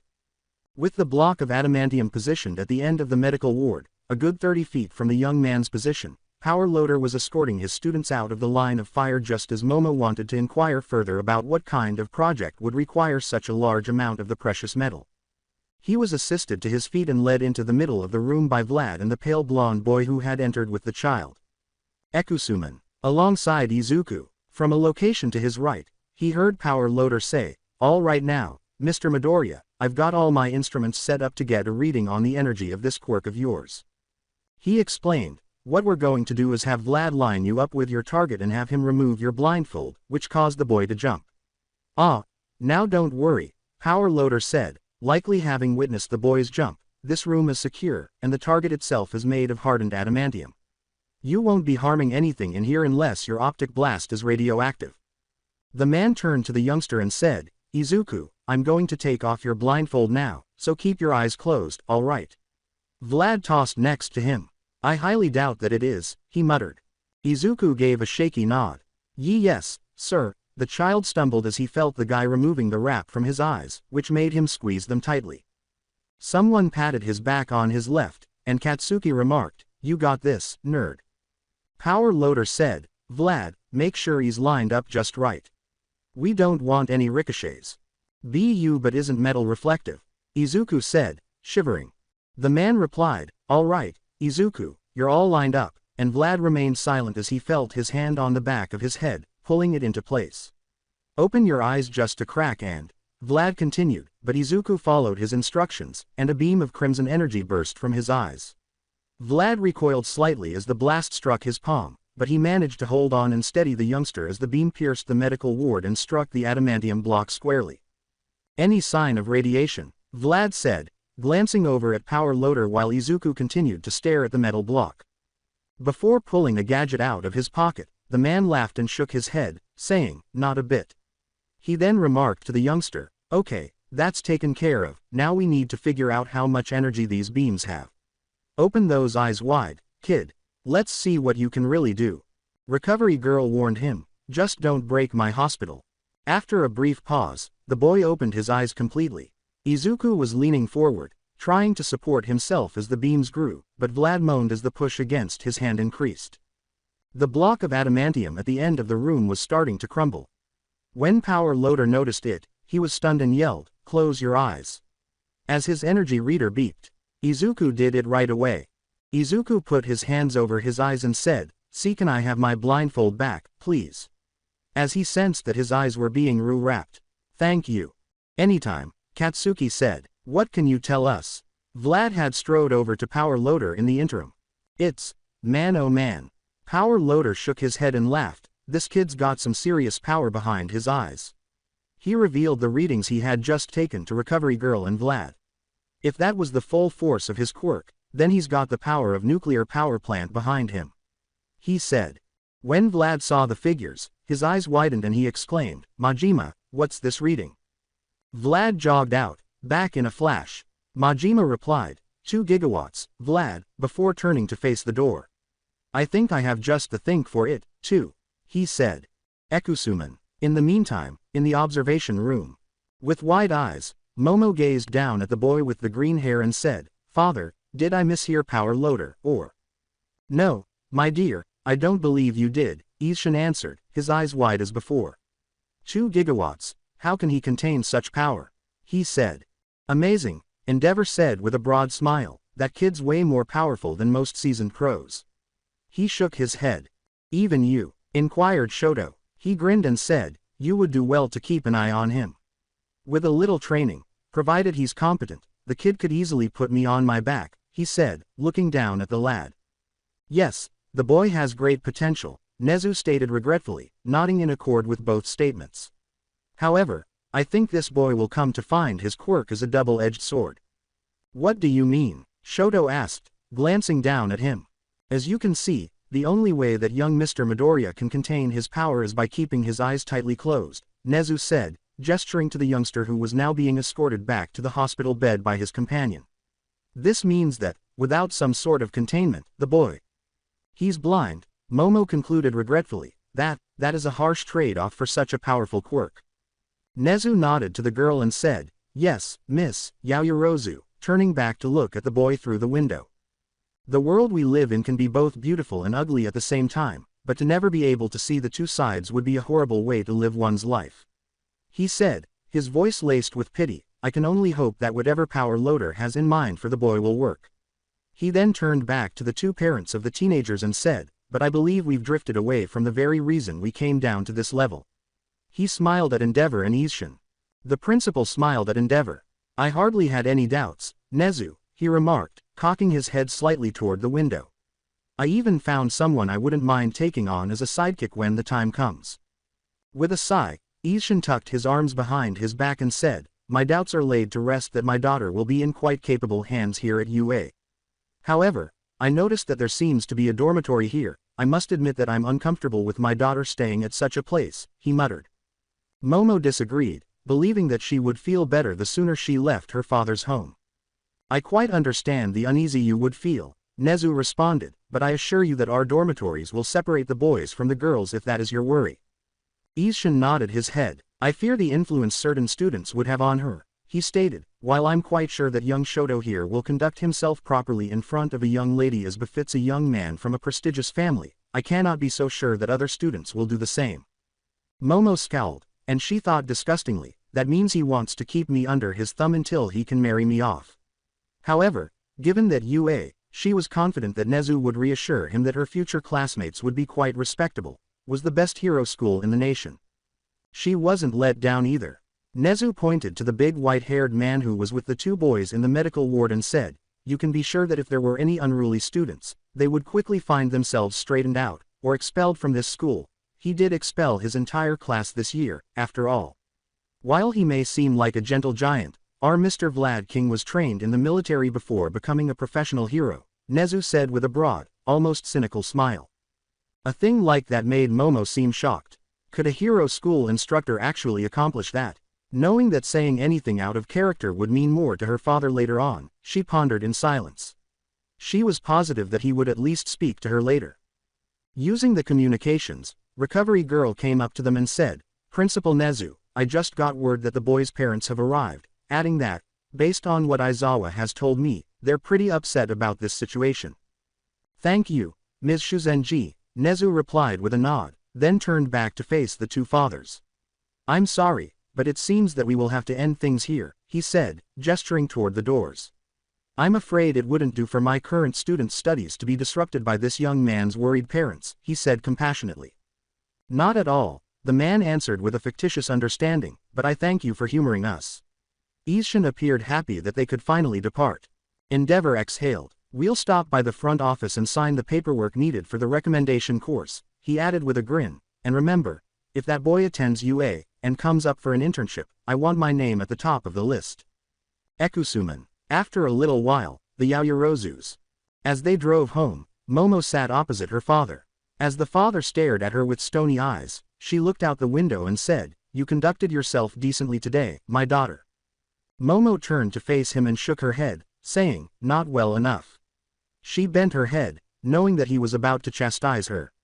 Truly, I did not know that you had not heard about that her Public Safety Commission's recent change in the laws, and I apologize for shaming you. You are right, of course, but it seems that I need to brush up on what the commission has been up to as of late, Izshin mumbled darkly, because it wouldn't do if they decided to look into some of my dealings.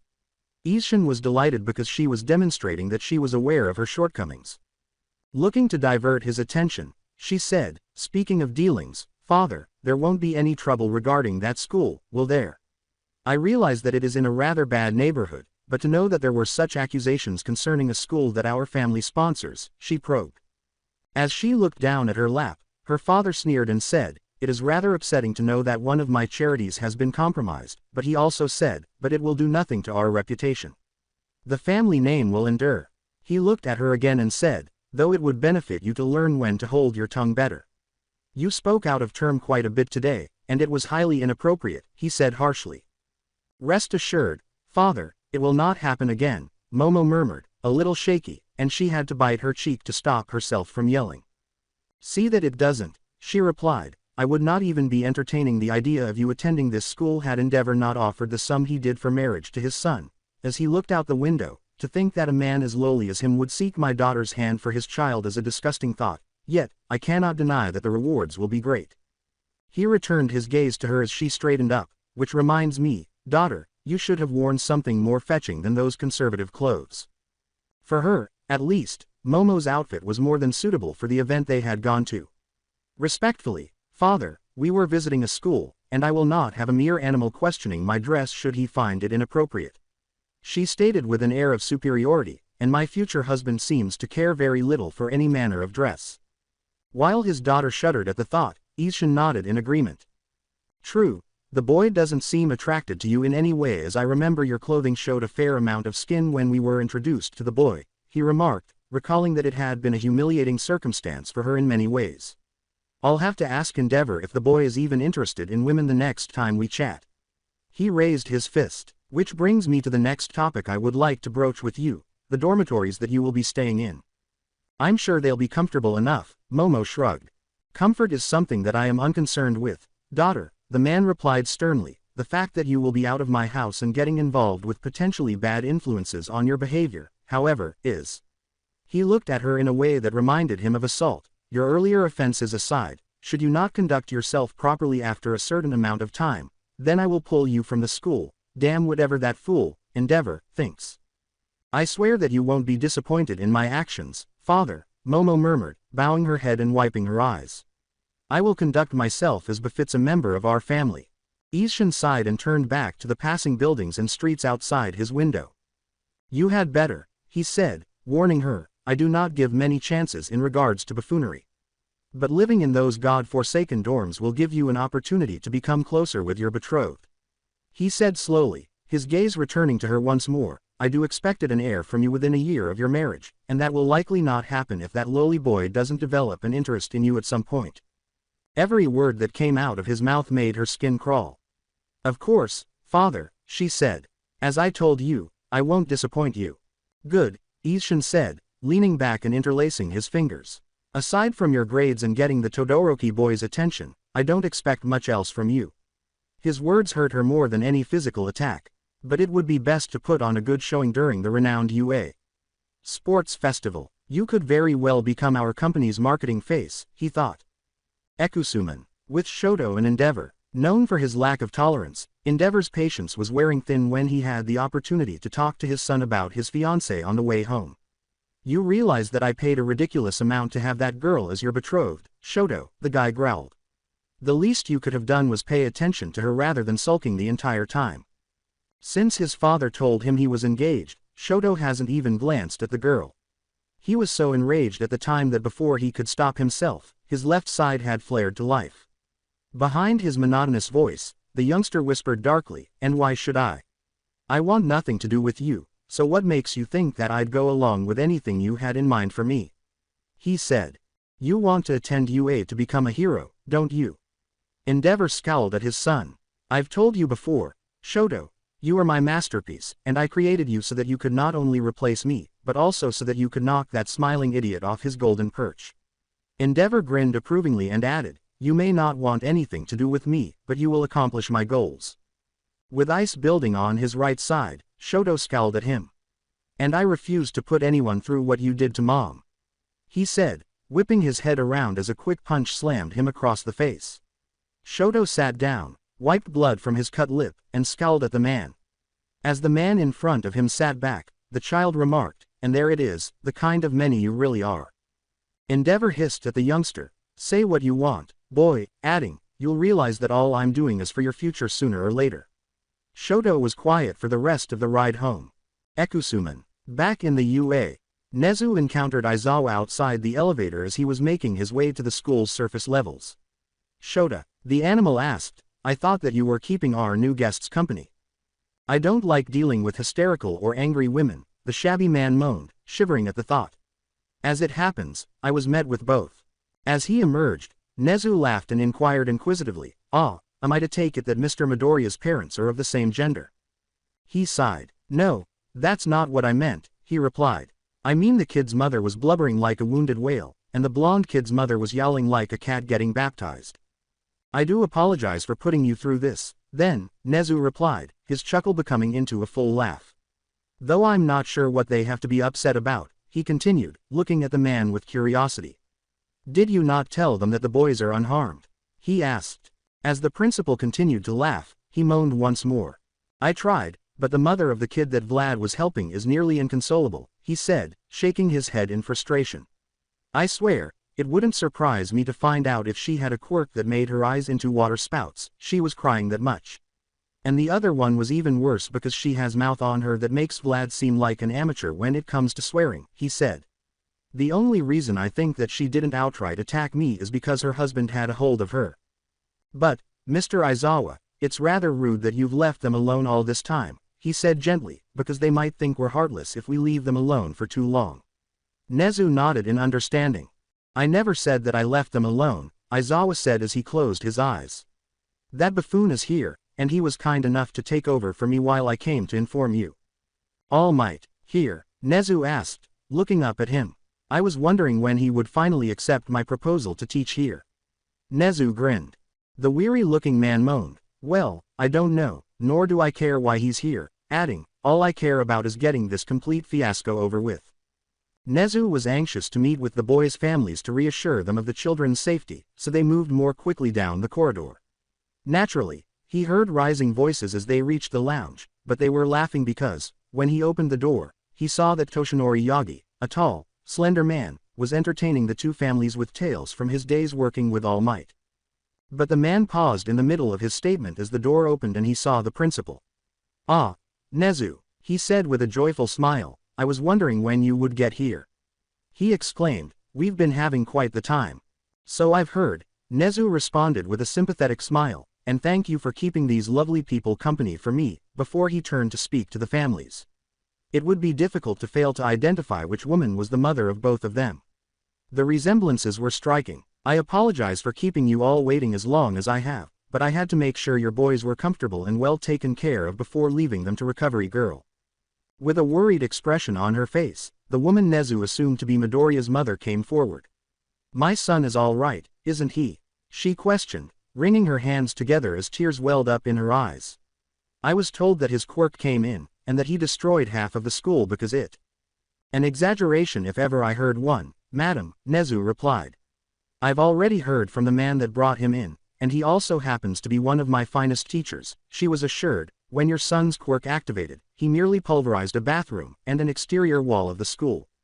The woman was shocked. "Never fear, my dear lady, he was largely unharmed, and no one else was injured in the event." The blonde woman, who was clearly the mother of the other youngster who had accompanied Vlad to assist Midoriya, demanded, "But he was hurt, right?" Nezu slowly nodded his head. "Yes, but the injury was very minor and we were able to treat it quite quickly and effectively," he said as Midoriya's mother appeared to relax. "We were then able to gain some understanding about your son's quirk," he continued, smiling. "And you'll be happy to know that our dear power loader is confident he has everything he needs to help the boy be able to not only see, but also use his quirk quite effectively for hero training." As the blonde woman and her husband stepped forward to assist her, the woman fell to the ground. She was given a chair by Toshinori. "Thank you, sir," she whispered timidly as the guy assisted her in sitting, then she returned her focus to the principal. I'm not sure how we can pay for all of this. The principal of Alderaan is talking about filing charges and Alderaan Junior High is about to be put under investigation," Aizawa said. "There's been many rumors about the teachers openly allowing their students to use their quirks in and out of the classrooms, as well as there being some evidence that some of them may even be supporters of the Meta Liberation Army. I can attest to the students using their quirks," said the man, who was undoubtedly the blonde's husband. "My sons told me as much several times since they liked picking on Izuku, the boy whose quirk just activated," the father added. "I thank you for your confirmation, Mr. Nezu said with a smile to the man. "Masaru Bakugo," the man said, introducing himself. "And this is my wife, Mitsuki, and our family friend Miss Inko Midoriya," he said, gesturing to his wife. As the woman sighed in relief, Nezu smiled at the three of them and said, and I am delighted to make all of your acquaintances. And Ms. Midoriya, you have nothing to fear as far as monetary payments are concerned. We are asking for nothing, he said cheerfully, and the woman's head snapped up. As a matter of fact, your son has already caught the eye of a certain hero who has expressed great interest in taking him on as a sidekick right away, he said. Toshinori gave him a curious glance and said, "Oh," with a smile. "Who's after him?" Nezu, accustomed to the guy's unexpected outbursts, responded, "That would be Endeavor," before the man startled the parents by coughing up a mouthful of blood. "Are you all right, Mr. Yagi?" Nezu questioned. Yes, I'm quite all right, just startled is all," Toshinori responded, dabbing at his mouth with a handkerchief he withdrew from his pocket before putting it back. "You said that Endeavor wanted the kid," he said. "I did, and I know very well that he's not quite known as the most likable hero, my friend, but he is the No-2 hero for a reason," the animal replied. "He's well known all right," Toshinori sneered scornfully. "He's well known to be abusive and brutal to any villain that crosses his path," he said, turning to Inko. "Far be it for me to meddle in your son's potential affairs, ma'am, but I would keep him far away from Endeavor were I you." Toshinori appeared delighted with that small piece of information, and Inko nodded in understanding. "I'm inclined to agree with you, sir," she remarked. "Both of our sons have always favored All Might as the hero they wanted to be like. And Endeavor seems to be a little too violent for my son's tastes." "Both young men seem to have good heads on their shoulders," Nezu continued, "and while I'm certain that they would have no problems with our entrance exams, if it would make things easier on them, I wouldn't mind having them try out for the recommendation exams. My son's always preferred earning what he wants," Inko remarked, shaking her head slightly, "and while I can't fully speak for Katsuki, I doubt that he would want to take an easy route, either." Both mothers grinned and shook their heads. "He wouldn't," snorted Mitsuki, "never has, and never will." "I think I might like these two," Aizawa said, grinning slightly under his scarf. "Sorry for asking, but I was listening in over the comms when they were bringing them in, and I heard your Katsuki say that he was responsible for Izuku not being able to control his quirk," he asked, turning to face the blonde woman. Both Bakugos frowned profoundly as they gazed down. Masaru began by saying, "My son got a mixture of both of our quirks," he continued. "I can secrete acid-laced sweat from my palms, and I can even make small explosions if I rub my hands together. And I secrete glycerin from my skin," she said. "Both our quirks combined gave Katsuki a nitroglycerin-like sweat that he can set off himself," she continued, "and, well, since people like powerful quirks, and they thought that Katsuki would be a great hero considering he has a powerful quirk. It was more the teacher's fault than it was Katsuki's," Inko argued in their favor.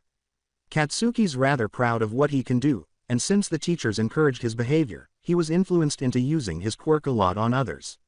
My son tried to stop him. And he doesn't anymore," Aizawa asked, her eyes narrowing. "And it's led to a less than favorable relationship between us and our son," Mitsuki moaned. "We may have made it a little clearer of what we thought of him using such a dangerous quirk on others," she remarked, as her husband nodded. Before turning to face the teachers, Inko grinned and added, "Izuku doesn't blame him, and neither do I anymore. Katsuki's gotten much better at controlling himself, so I hope you won't see this as something to worry about anymore," she remarked.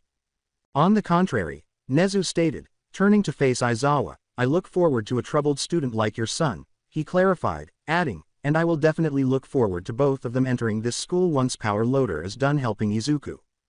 Ekusuman. Izuku is back. As Power Loader placed a pair of what seemed like glasses on his face, Izuku muttered, "Are you sure about this?"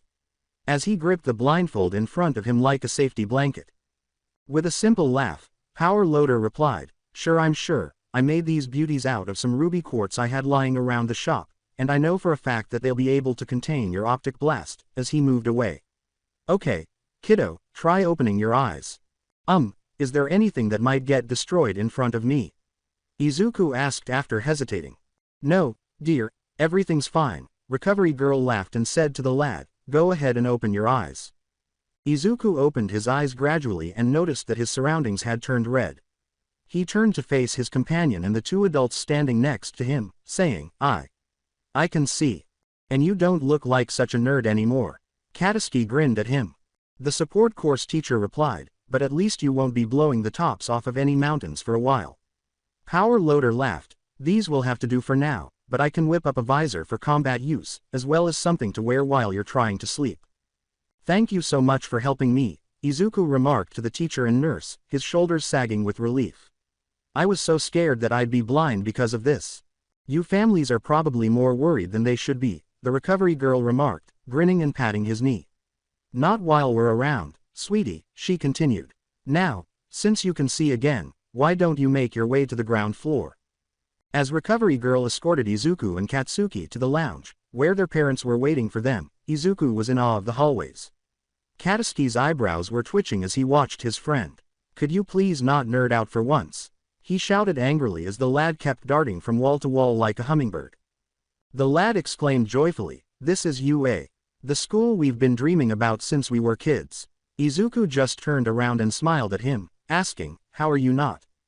All right, I'll admit, this place is cool, the ashen blonde had to smirk. But at the end of the day, it's still just a school. Izuku was dancing giddy as he exclaimed, all might and endeavor, the number one and no. Two heroes went here, it's just the coolest school in the history of academics. He said with a smile. The best of Japan's heroes graduated from these same halls. While Katsuki simply shook his head at the verdette, recovery girl laughed and grinned at the two, saying, my goodness, I haven't seen anyone this excited about being in school for a long time. When Izuku continued to bounce around, the blonde remarked, between the two of us, we're the most determined out of our class to get into UA's hero course. With a hint of humor in her voice, the elderly heroine grinned and said, well, I can honestly say that you two won't have any problems unless you're just blatantly stupid about your tests. Katsuki looked down at her and said, I know that Vlad told you that this school takes on troubled cases, didn't he? The blonde nodded. Well, Izuku's inability to control his quirk certainly counts. The HPSC would snap him up otherwise and turn him into the next Lady Nagant. He clarified, it used to drive our folks crazy because of what it meant, but he flipped it on its head and told them that it was my way of saying, you can do it, or something like that. Katsuki snorted, nah, Deku's too soft for that kind of work, and she glared at him. Recovery girl, who was sounding very critical at the moment, sighed after saying, but that isn't how it started, is it? I won't tell you two how to conduct yourselves around each other when you've probably known each other for a long time, but you might want to keep that nickname between the two of you, she said as they entered the lounge. Some of the teachers aren't as understanding as the rest of us. Even though the only colors Izuku could see were black and various shades of red, he was still having a great time. Every classroom they passed had massive doors, probably for students who had actual gigantification quirks or quirks that made them larger than normal. Given his past interactions with the professors at Alderaan, where he was consistently held accountable for any mischief, even when he was not present at the time, he felt compelled to control his want to peek inside and see how the courses were run. Something grabbed him on the back of his shirt as he was going to pass another chamber. Izuku, come on, said Katsuki behind him, we're in enough trouble already. Though he was positive he already knew the answer, Izuku growled, you really think we're gonna get in trouble for what happened? Because he believed he was a quirkless child pretending to have a quirk, the principal would stop at nothing to discredit him. He had overheard the man discussing with Katsuki the possibility of ending their friendship and finding someone else to spend time with. Katsuki was so fed up with it that he swore at him so loudly that the man started crying. The blonde muttered the last part, the words leaving a bitter taste in his mouth. I don't think we're gonna weasel our way out of this one, Katsuki sighed, shrugging. The bastards had it out for both of us since the beginning of the year, even if he does treat me like the goose that laid the golden egg. If you two are referring to the school that Midoriya wrecked because of his quirk, recovery girl laughed again behind them. Then I think you'll find that you won't have much to worry about, she said, smiling as the two turned to face her and nodded. You see, the reason that Vlad was even there today was because he was investigating the school for illegal quirk usage within the classrooms. Not many middle schools are able to get a license that allows them to train quirks, and fewer still have the funding to afford such a license. Alderaan doesn't seem like a school that would have the money required to finance a proper training area, let alone a quirk preparation license, she explained. Izuku sighed. Well, I know I never saw a license like that whenever I was called to the principal's office. A troublemaker, laughed recovery girl. Nah, the teachers just liked blaming him for shit that wasn't his fault, Katsuki said, shaking his head. He was basically quirkless until what? He said, looking at his friend. An hour ago, he asked. Shrugging, Izuku said, basically. Anyway, the blonde went on, giving his pal another thumbs up, this guy is more bookish than some of the cops we've met. Hey, I've gotten in plenty of trouble outside of school. Izuku scowled at him, unsure of why he felt the need to defend himself. He turned to Recovery Girl and explained, and then he was only curious about why my dad liked them so much. Katsuki rolled his eyes and said, nerd, the only time I've actually seen you in real trouble was that one time you tried to sneak one of my dad's cigars. The woman laughed, our moms found out and chewed him out something awful before they both got onto dad about leaving his cigars lying around for a kid to get into. He laughed, he hasn't smoked one since then, at least not in the house. The woman sighed, well, rest assured, you boys won't be seeing any trouble from your old school, she said. It's why Vlad left so suddenly. He's going to be presenting his findings to the educational board of the HPSC, and once they're after them, there's no getting away. She returned to the hallway and said, come along, boys, we've kept your families waiting long enough. Ekusuman. The two boys entered the lounge when Recovery Girl left them to go back to the nurse's office, only to find themselves huddled around a tall, thin blonde man, scrolling through their phones, while their mothers laughed hysterically. The man she was handing her phone to gasped when he saw the picture. And this, Mitsuki added with a great smile, is my boy when he was 4, huh? She chuckled. He and Izuku got matching onesies at their birthday parties, and they wore them every day. Aren't they darling? As Katsuki's eye twitched furiously, Izuku felt a chill of fear creep through him. Kachan. Are they? Izuku said. Before his mother could display another newborn photo, the blonde yelled, hey, you old hag. Yup, he said as Inko showed him another picture on her phone, which caused further laughs. The woman immediately retorted, brat, I told you not to call me that.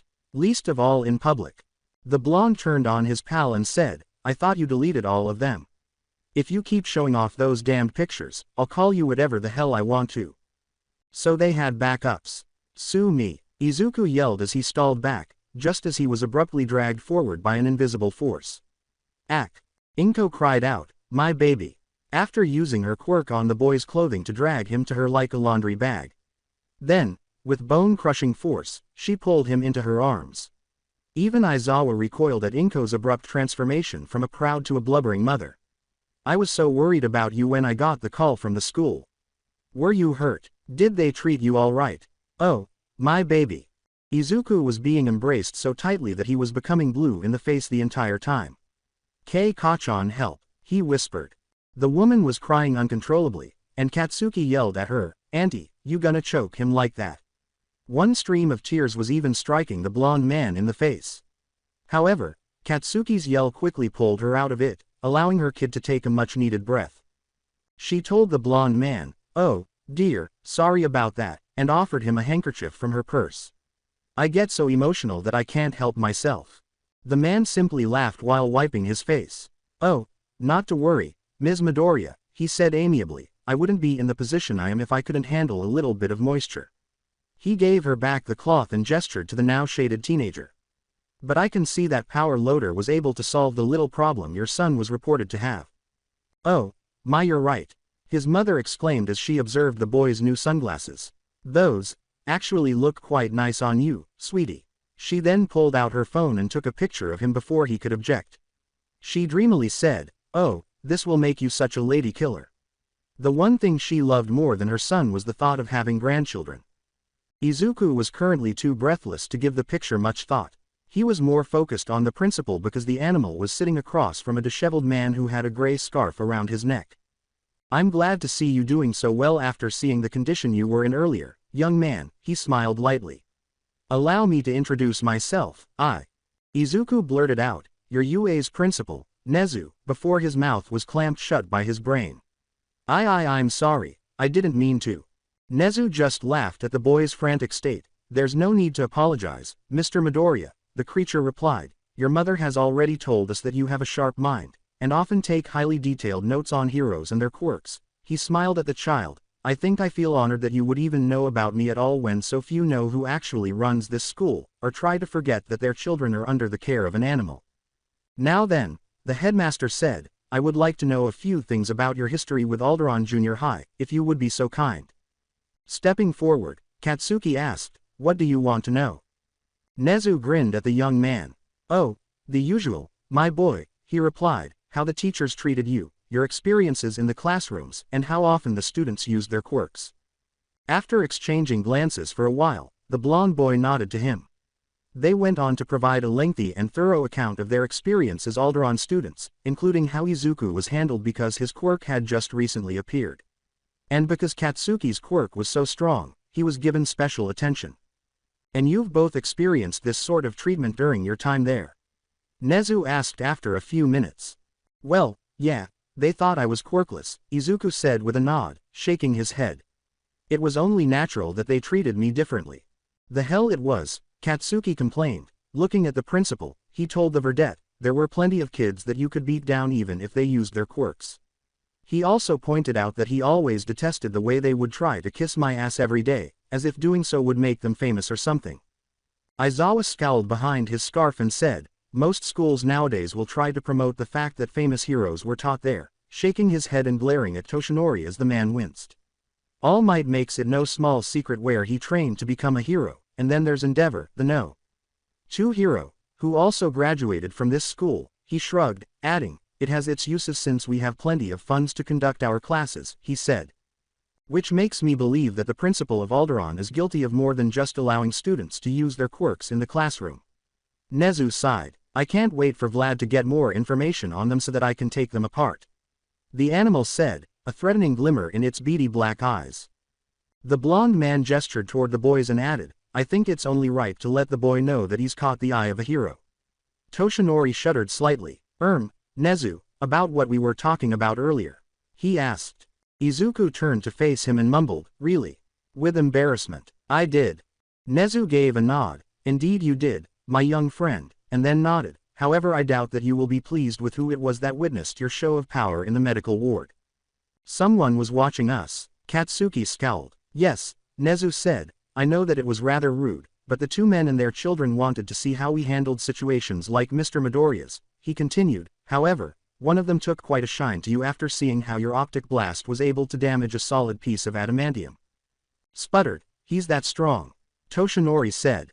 As I was saying, the hero that was watching wanted to have you as an intern should you decide to attend UA. Nezu reprimanded the man. Don't interrupt, Toshinori, it's rude, and then cleared his throat.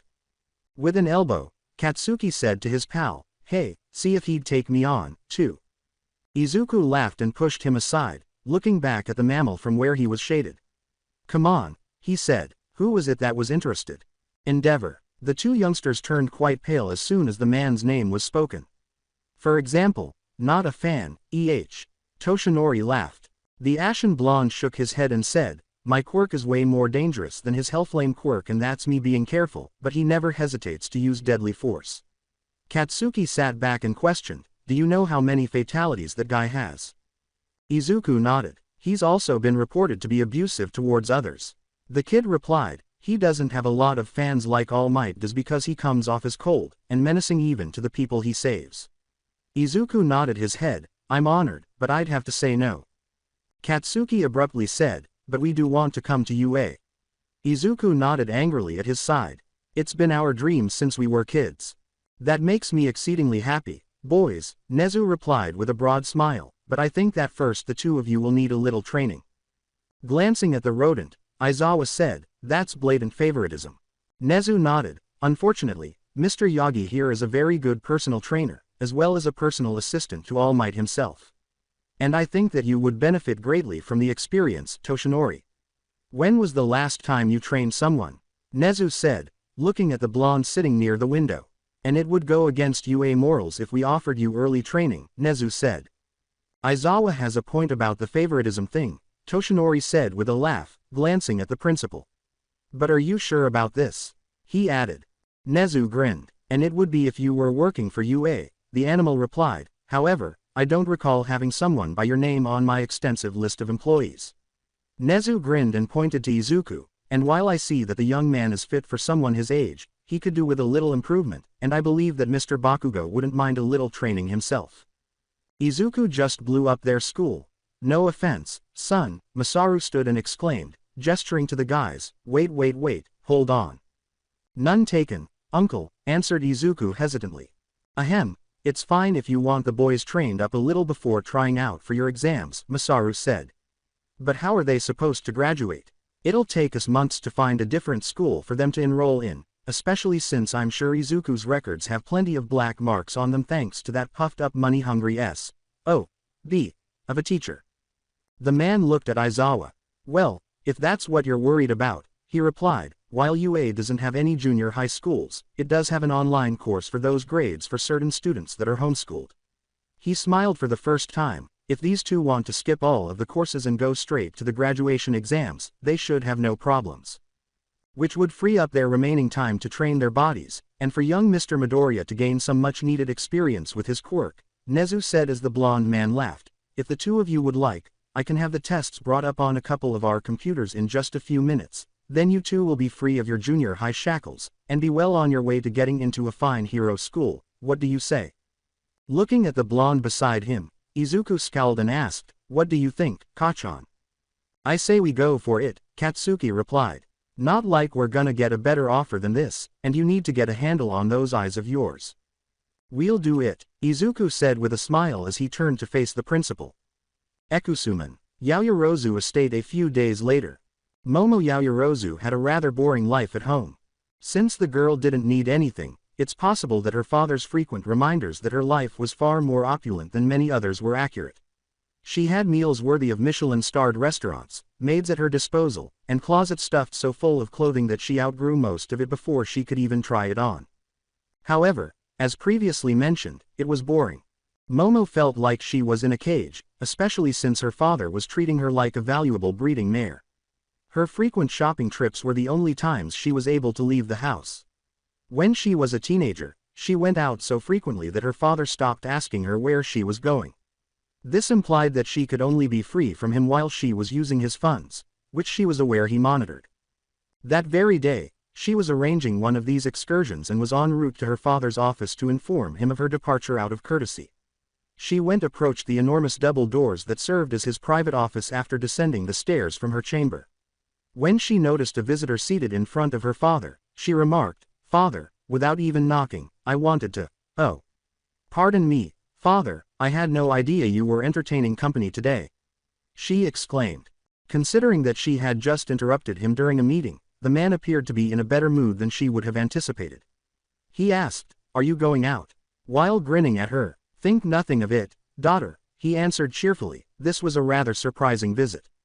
While the man he was speaking with ignored her, she nodded and put on a fake smile, saying, Yes, I wanted to let you know before I left. He did, however, tilt his head slightly as she walked into the room, allowing her to catch a glimpse of what appeared to be an elaborately adorned plague doctor's mask.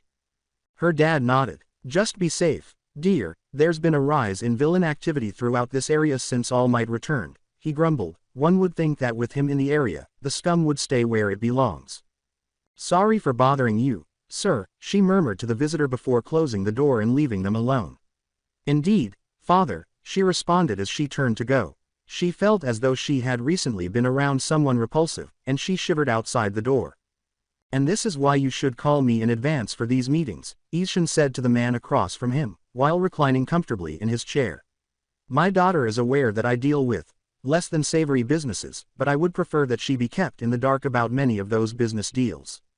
I apologize for that, the guest replied, but the matter that I wanted to discuss was of the greatest importance.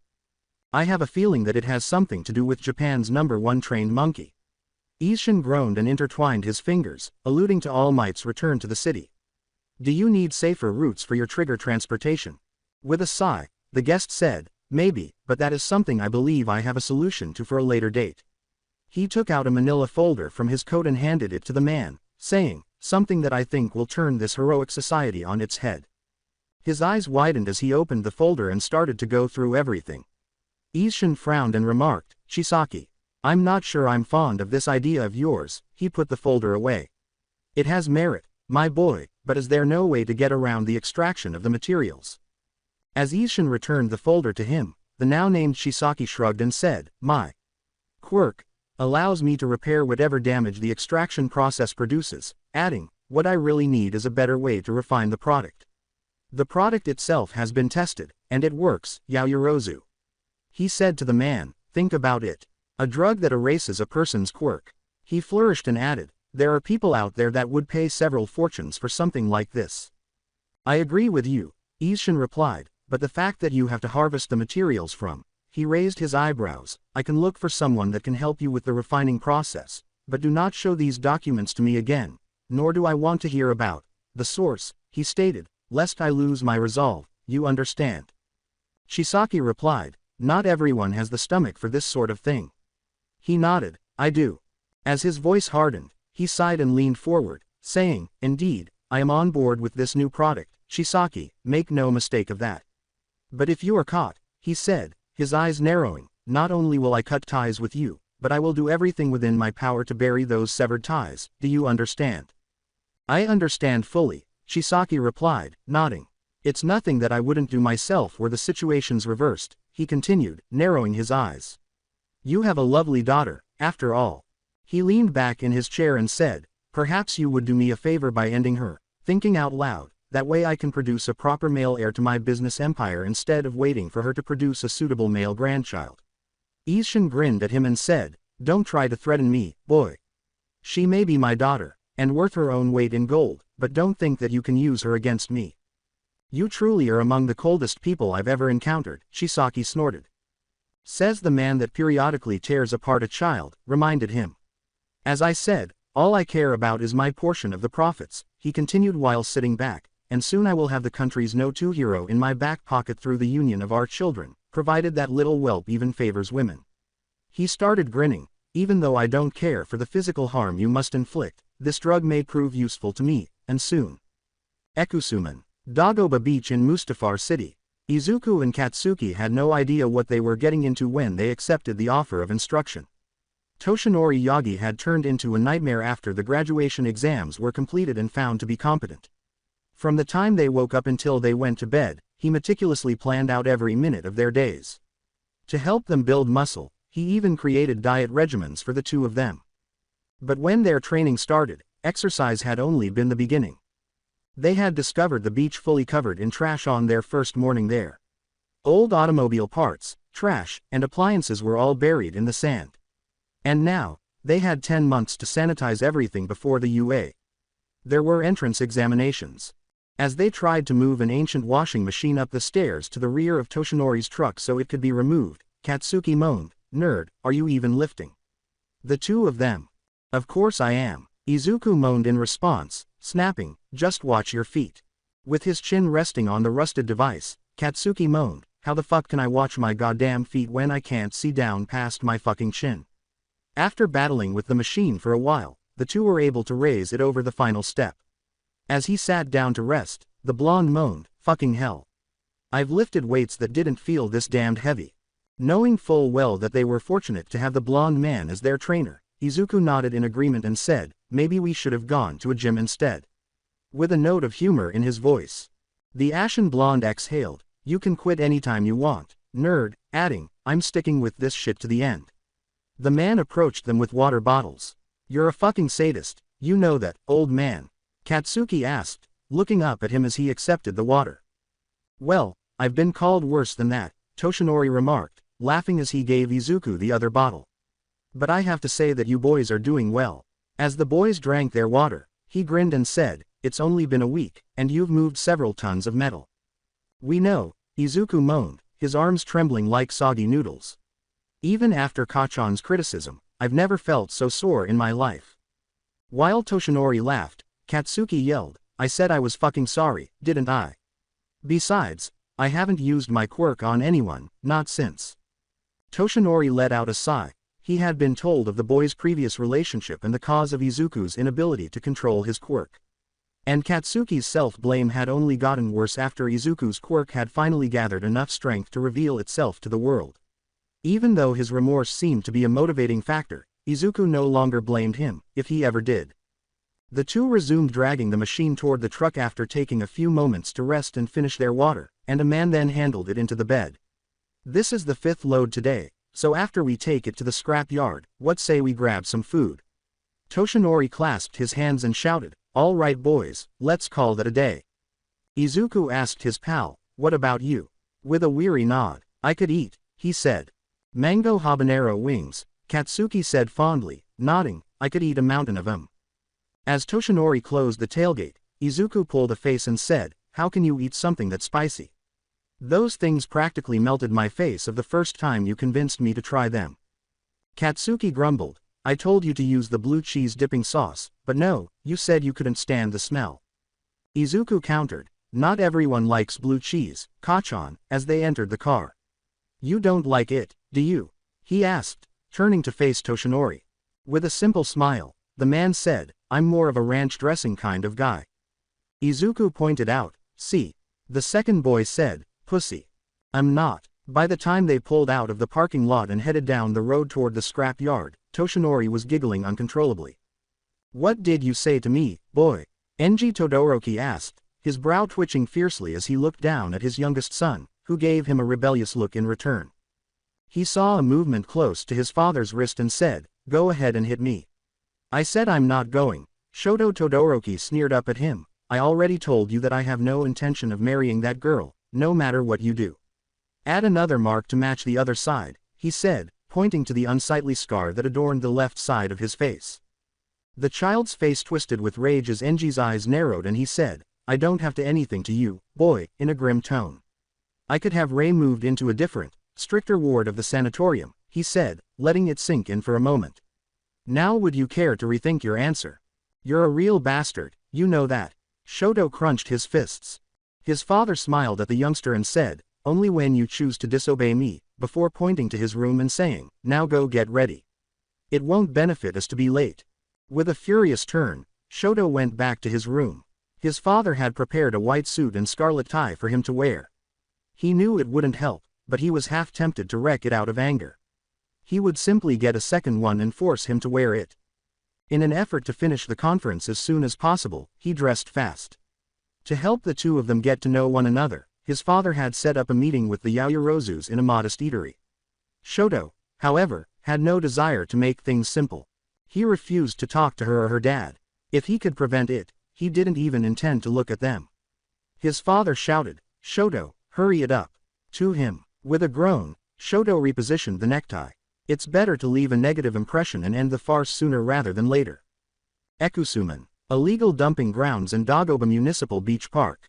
Father, I don't mean to be rude, Momo began, wrinkling her nose in disgust as she peered out the restaurant's enormous windows. But are you certain that this is the right area? She asked. Ishin laughed and said, I assure you, dear daughter, that the food here is well worth the horrendous scenery, pointing to the area outside the window that had once been a beautiful beach but was now completely covered with trash. And the smell, she inquired as a foul stench wafted in from the door's wind. I confess that my appetite may leave me if it gets any worse. Believe me, dear, you'll soon forget it, her father said with a laugh. Momo gave a nod. The charming tiny eatery did fit her palate nicely. Despite the foul fragrances emanating from the dump site, the scents emanating from the cooking area were very alluring. She gave in and remarked, tongue-in-cheek, I will try to ignore it, though I hope things will go well. To her bewilderment, her father remarked, in truth, daughter, I expect things to fall through. Don't get me wrong, dear, but that Todoroki boy seems like a lost cause to me, he said. Momo was hoping that was true, and she understood that fairly well. She felt no desire to become his daughter-in-law based on everything she had heard about Endeavor. In the hopes that he would still let her go to UA, she remarked, in any case, at least I will be able to get into a good high school. And if half the things I've heard about UA are true, then I should have a bright future. His hand was raised to silence her. Dear, I know that you wish to become a heroine, but believe me, I think that, should this marriage not follow through, your time would be better spent at finding a more suitable husband, he said with a smile, that way your children can take over the company when I retire. Momo made an effort to maintain the dispassionate facade she had developed over the years, but her left eyebrow twitched slightly. Fortunately, her father didn't notice, and she immediately made the decision to do everything in her ability to get even with him and become one of the greatest heroines in the world. I need some fresh air and a good stretch of my legs, she said, putting her hands on the table and getting up. Pardon me, father, but that smell, she said, turning to go to the door. Her father shrugged and added, dream all you want, girl, it will never come true. His eyes were narrowed as the girl walked out the door. Just don't wander very far, "Daughter, our guests may be here at any moment," he murmured. Momo waited until she was at least a few blocks away before crossing the street to the beach area. The smell was even worse than she had anticipated up close, but she still descended to the sand and walked straight to the water's edge, where the sea breeze was sufficient to clear her nose of any remaining odors. She then took a deep breath and screamed as loudly as she could. A pig-headed moron who was sexist, insensitive, money-hungry, and stupid. She kicked a discarded can out into the surf and watched it sink. It was then washed back up onto the shore a few moments later as the girl caught her breath. I have to get away from him," she whispered into her skirt as she fell onto the sand, pulling her legs up to her chest and burying her face in her knees. "If I don't, I'm going to go nuts." Quote, "Are you crazy?" Quote, Momo looked up, saying, "Who said?" Quote, "I'm not, of course. I'm just saying that this would go a hell of a lot faster if we just blasted everything." A new voice added to the first voiced. A tiny explosion that resembled a firecracker followed the yelled words. As the first speaker remarked, "Kachan, you know we're on thin enough ice as it is." She stood up from the beach and brushed off her skirt to remove any remaining sand. "The last thing we need is you getting us in trouble for blowing something up," she exclaimed. Quote, "It's just garbage," the second voice said impatiently as she peered around a big pile and saw two very dirty teenage boys fighting. They were both wearing only their muscle shirts and jogging pants, and they were covered in dirt from head to toe, with a few pieces in their hair. One of the boys was a pale blonde boy with red eyes. "No one's going to care if I destroy this shit," she said. The blonde identified himself as the second speaker and spoke forward. She thought, "He's the boy I saw when we visited UA," as the two boys continued to argue back and forth. "And that blonde one must be his friend that was with him," she thought, a faint smile appearing on her lips as she noticed that the other boy was wearing a pair of sunglasses that appeared to be sunglasses. When the green-haired boy pointed out to Kachan that, "We're still in a public area, Kachan, and we don't have permission to use our quirks," the blonde simply pouted in a manner that made her think of a growling Pomeranian, which nearly made her laugh. "Besides, I don't want any more trouble after everything you and Mr. Vlad went through get me to UA." He tapped the side of his head next to his eyes and remarked, "If we don't work with that quirk of yours, you'll never get the hang of it," as the blonde man he had called Kachan crossed his arms. "You almost lost your glasses, too," he added. "In combat, what if they are knocked off?" Quote, with a terrified tone, the green-haired boy, she couldn't remember his name, adjusted his glasses and said, "I know, and I nearly took your head off." She recalled that the boy was essentially blind without those special ruby quartz glasses.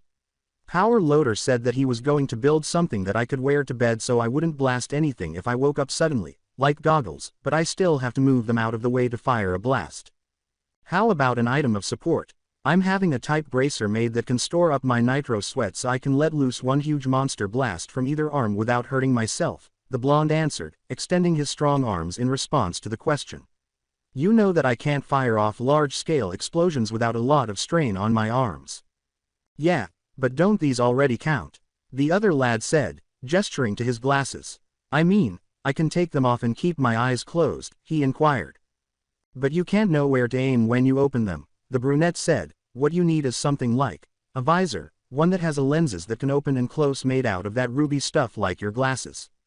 For a moment, Momo turned away from them, reflecting on the display she had seen at the school's medical ward, and how his ocular beams had actually been strong enough to crumple and warp a solid piece of adamantium metal. He would need something strong so his beams wouldn't harm it, but ruby quartz has proven to be the only thing that the beams can't harm, and can even block the power of 2 gigawatts worth of energy he's proven to have. She assumed a thinking position, her chin squeezed between her fingers as a design suddenly came to her mind. What could it be made of that would stand up against that kind of power? She pondered a little longer, knowing that vibranium would absorb energy from his beams and might hurt him. Dragonite, maybe. She wondered absently if she could make such a rare metal, knowing that its chemical composition was extremely complex, just as the ruby quartz required for the lens of such a device would be similarly complex. As they continued their conversation, she glanced back over her shoulder at the two boys. "He was so scared just a few days ago," she said with a smile. "Now he's here doing God knows what." She then noticed them both carrying big chunks of trash up the steps to the parking lot and moving them around. "Oh my, they're cleaning the beach," she thought with delight. As she focused on the intricate piece of equipment she was creating, she lifted her blouse to reveal her stomach, feeling a tremendous drain on her energy reserves as the object formed, started to protrude from her skin, and then fell to the sandy ground. It was enough for her, as she decided that the green-haired boy with the ocular beams deserved something for his troubles. Now that she had created something so complicated, she wiped a little perspiration from her brow, her stomach growling low with hunger. She glanced down at her work, grinned, and picked it up, wondering briefly how she could give it to the boy without, what exactly? Her brow furrowed. It wasn't like her to act shy around people, after all, her quirk required her to expose copious amounts of her bare skin, so why was she hesitating with this boy? As the boys came back and began pushing an old stove up the stairs, she thought to herself, it's not like I'm interested in him or something silly like that. She blushed slightly as she watched the boys work, her eyes on the green-haired one, although, she felt her heart thud against her ribs, he is rather nice to look at. The boy was covered in grime, but she could see that his physique was very healthy because most of the young men she had met followed very strict diets to avoid gaining weight, but these two seemed to work for every muscle they had, and when she saw the smiles on their faces while they worked, she understood why she couldn't simply walk out and give the boy the support item. It's because I don't know how to act around people like them, she thought. What her father called common people, the people she wanted to be like so much that it hurt. She looked down at the visor in her hands. The materials alone were worth a fortune, and if she were to boast about her skills, it had a very beautiful design. But he doesn't have to know that, she thought idly, her cunning side trying to take over. It's rude to spy on people. Momo whirled around, scream rising to her lips, and the visor fell to the ground as she covered her mouth and rolled to the feet of a tall, thin man standing a few feet away from her. The man was gaunt, and his eyes' sclera was black instead of white, a sigh of Quirk overuse, but as he bent to pick up the device, he turned it over in his hands to inspect it and grinned at her, saying, very fine craftsmanship, my dear. He said he looked around her, making sure the boys had heard. Quote, oh, dear Lord, I didn't mean to say that, Momo said, her face glowing like a Christmas tree. As she fell to her knees in shame, she groaned, her face burning. Not to worry, young lady, I won't say anything, the odd man said, chuckling briefly before kneeling down beside her. And if you would like, I can say that this visor was a gift from someone in our R&D department at Might Towers, he added. She exhaled, Might Towers. You mean your, quote. As the girl attempted to gather herself, the man nodded and said, Toshinori Yagi, personal aide to All Might and UA's No. 1 talent scout, with a slight flourish. And, for the moment, the personal trainer of these two extraordinary young men, he added. But if I may ask, why all the cloak and dagger nonsense? Quote. Momo blushed again and said, oh, you see Toshinori paled as the sound changed to grinding, shredding metal and people screaming up on the streets. Whether it was luck or bad luck, the young heiress was spared from responding when the loud screeching of tires and the sickening sound of metal slamming against metal arrived. The man rushed past her and hurried up the steps, boys. She just followed him mindlessly as he yelled out. When she reached the top of the steps, she was met with what could only be described as chaos. What had begun as a collision between two cars had devolved into a pile-up as other vehicles failed to slow down in time to prevent the inevitable collision, and those that did manage to avoid the pile-up ended up crashing into a lamp post, a storefront, and a fire hydrant. Young lady, I hate to ask, but I think we might need some help, Toshinori said, rolling up his sleeves as she noticed the two boys prying the door of one car open to help the occupant get out. Young Midoriya, young Bakugo. She was able to tell just by looking that there were multiple injured people. Make sure you look for injuries. He yelled, be on the lookout for brain injuries and shattered limbs. Quote. All right, the green-haired boy called out. You got it, Bakugo, the blonde, shouted simultaneously as they carefully dragged the driver out of the car, Bakugo grabbing their legs and placing them on the sidewalk while Midoriya supported their shoulders. Momo hurriedly glanced around, asking, what can I do? As the man approached one of the destroyed cars, she asked him. What is your peculiarity? Any healing abilities? He said, with the girl trailing behind him. Quote. Momo shook her head and said, no, but I can produce any kind of inorganic or organic non-living material as long as I understand its molecular makeup. That way, I can make bandages and maybe some alcohol to clean wounds. With the intention of improving the situation, she remarked. Toshinori turned back and smiled at her, much to her relief. Perfect, go help the boys for now, he said, pointing to the area where the driver was being treated. I'll call you over if I need anything. Quote. All right. Without even thinking over it, she used her quirk to create a roll of gauze and medical tape as she moved toward the pair. Here, what injuries does he have? She said, kneeling beside them. Quote. He has a head wound, and Kachan thinks he might have a broken arm, said Midoriya, who was placing a cloth to the man's head above his right eye without even looking up. Momo nodded and used the gauze to cover the man's wound and make a couple of pads. How terrible is his arm? She questioned the blonde boy. He told her, not bad, but he needs something to keep it steady, as he observed her making a splint for her forearm. You're all right, she responded with what she hoped was a reassuring grin. There are ambulances on the way, as the man moaned while she worked on him. The man rasped, thank you. Midoriya held his head up. After assisting another collision victim, Toshinori said, young lady, I could use some bandages over here. He yelled. I'll be right there. Momo turned. Can you handle the rest? She asked, turning back to the two boys and giving the blonde the gauze and tape. Quote. We'll be fine, Bakugo said, nodding, and he picked up the goods. Go. Quote. As she got up and went to assist Toshinori, Momo pouted. He could stand to be a little nicer, she thought absently as she made more medical supplies. Kachan, you must treat her with kindness. She heard the freckled teenager reprimand his friend on her behalf, which made her grin a little as she assisted Toshinori give the woman he was helping some help. She went from one person to the next to bind their wounds, her body moving as if on autopilot from that point on. She vaguely heard her father calling to her, but she blocked it out of her mind to keep moving on. Her hands, which had once been smoother than piano keys, now appeared as though she had been climbing rocks barehanded, and her once white skirt was torn around the hem, painted with flecks of blood. By the time the ambulances arrived, she had treated more than half of the accident victims and had finally had a chance to assess herself. She and the two boys were leaning against one of the wrecked cars while paramedics and firefighters started to finish the work they had started. Police officers were talking to her father and Endeavor, when did he get here? She wondered as someone handed her a water bottle, as the incident was being taken down as a DUI incident. Her face looked like she had been through a fire because it was smudged with grease, blood, and dirt. He must be angry that I've made such a mess of myself, she thought tiredly as she gulped down a mouthful of water and her stomach gave out a pained growl, letting her know that she was very close to fainting from hypoglycemia. I'm too tired to even move my legs, she sighed inwardly, let alone beg for something to eat. The man, Toshinori, whom she remembered from his introduction, was discussing the incident with Endeavor and her father. Her father was looking extremely upset and glaring at her. She also noticed Shoto there, observing the spectacle with disinterest. Is he feeling anything? She asked as the youngster began to walk toward her.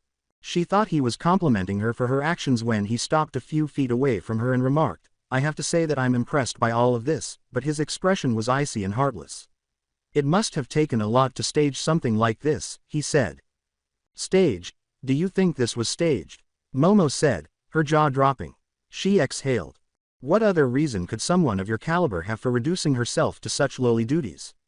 With a fixed expression, Shoto inquired. It felt like a smack in the face, as though her father were confining her to her room and raising her as a mere songbird in a cage. Her tiredness was being replaced by something unfamiliar, but she was certain it was blind rage. She felt that his kid might have been different, but Endeavor's callous attitude toward civilians was the reason she had always detested him. Her face contorted in an angry sneer. The verdette to her right responded, oh, sure, this is staged all right, in a casual manner. Don't you notice how much awful acting is happening around here? He wiped his face and looked down at his wrist, saying, oh, and looky here, holding out the limb and said, fake blood. She turned to find the youngster peering up at the heterochromic boy. Deku, come on, Bakugo muttered, his head lolling tiredly toward his comrade. Don't take this joker seriously, the ashen blonde remarked. Angry at the blonde, Shoto asked, what did you call me? Quote. Bakugo remarked wearily, a joker, what? Are you hard of hearing? He jerked his thumb at the two by his side and said, I watched this chick set someone's leg while shades over there held the poor sap down, before leaning his head back against the car. And she helped me keep someone from bleeding out all over the pavement, he continued, holding up his bloodied hands. If you think that's fake, then you're dumber than that dye job you've got, the boy said. If you think this shit is a joke, then you gotta be a joker. A dye job. Involuntarily, Momo's cheeks swelled out in a little chuckle before she could stop herself, and she looked up at Shoto, noticing that one side of his hair was white and the other was red. How much did my father pay you to take all of this seriously? The child snarled at them. Angrily, he asked. We don't even know who you are, let alone your dad. The verdette groaned as Midoriya gave him a look that suggested he was about to remove his glasses. Momo said, he's Endeavor's son, without giving it any thought. No wonder this guy's a fucking joker, smiled Bakugo, who chuckled. Endeavor is the biggest joke in the nation. Quote. She watched as steam rose from Shoto's skin and his left eye twitched. Is something wrong here? From behind the boy, someone inquired. No, father, Momo answered. Mr. Todoroki was just asking if we staged any of this. Momo looked up to see her father standing there, his hands tucked behind his back, looking more than a little annoyed. What did he do? The man lumbered closer to them, his face blazing, and Endeavor's voice said, my Shoto is more well-behaved than that. Quote. With a faint tremor in his voice, the youngster continued, we can vouch for her, sir, and Midoriya shrugged. He even asked how much you paid us to say that this was all real. The man turned to her father and said ominously, your daughter performed well today, you should be proud of that. Midoriya said that she feared he was going to lash out at one of them, but instead he clamped his huge hand down on his son's shoulder and said, we'll be discussing this at greater length when we return home. Endeavor's face twisted with such rage. Being commended by someone she hated did not cheer her up. When Toshinori approached her father, he said, I'm entitled to agree with Endeavor, sir, pulling something from his pocket. If she decides to attend a hero school, he said, handing her father what appeared to be a business card. Give me a call at that number, and I write a letter of recommendation on behalf of All Might. Her father remained silent, but the expression in his eyes seemed pleased as the big man pulled his son along. Her father seemed somewhat taken aback by that. Are you close to him? Quote. Toshinori pointed to the lad seated on either side of her and said, I am his personal assistant in everything but his personal life. And I'm currently training these two fine young men to enter UA. I offered them a chance at recommendations, but they wanted to earn their way in rather than take the easy route, he said with a proud smile, through the normal examinations. After nodding and grinning slightly, her father said, admirable. He then turned to face his daughter and said, come along, dear, we should get you home and cleaned up. Momo nodded and began to get up, anticipating a lengthy bath after her day, but she was suddenly overcome with dizziness and tilted forward. Be careful, she heard a shout from her side, but she was unable to identify it because her hearing had become so impaired that she nearly believed she was submerged. She felt as though she was lying on her back, her eyesight clouded, images flickering in and out of her head. Isshin Yaoyorozu's plans for the outing had not gone as anticipated. He'd say the day had literally gone to shit, to be honest. And his daughter's recent outburst was mostly to blame. The situation could still be saved, though. The way his daughter had behaved during the situation had impressed Endeavor.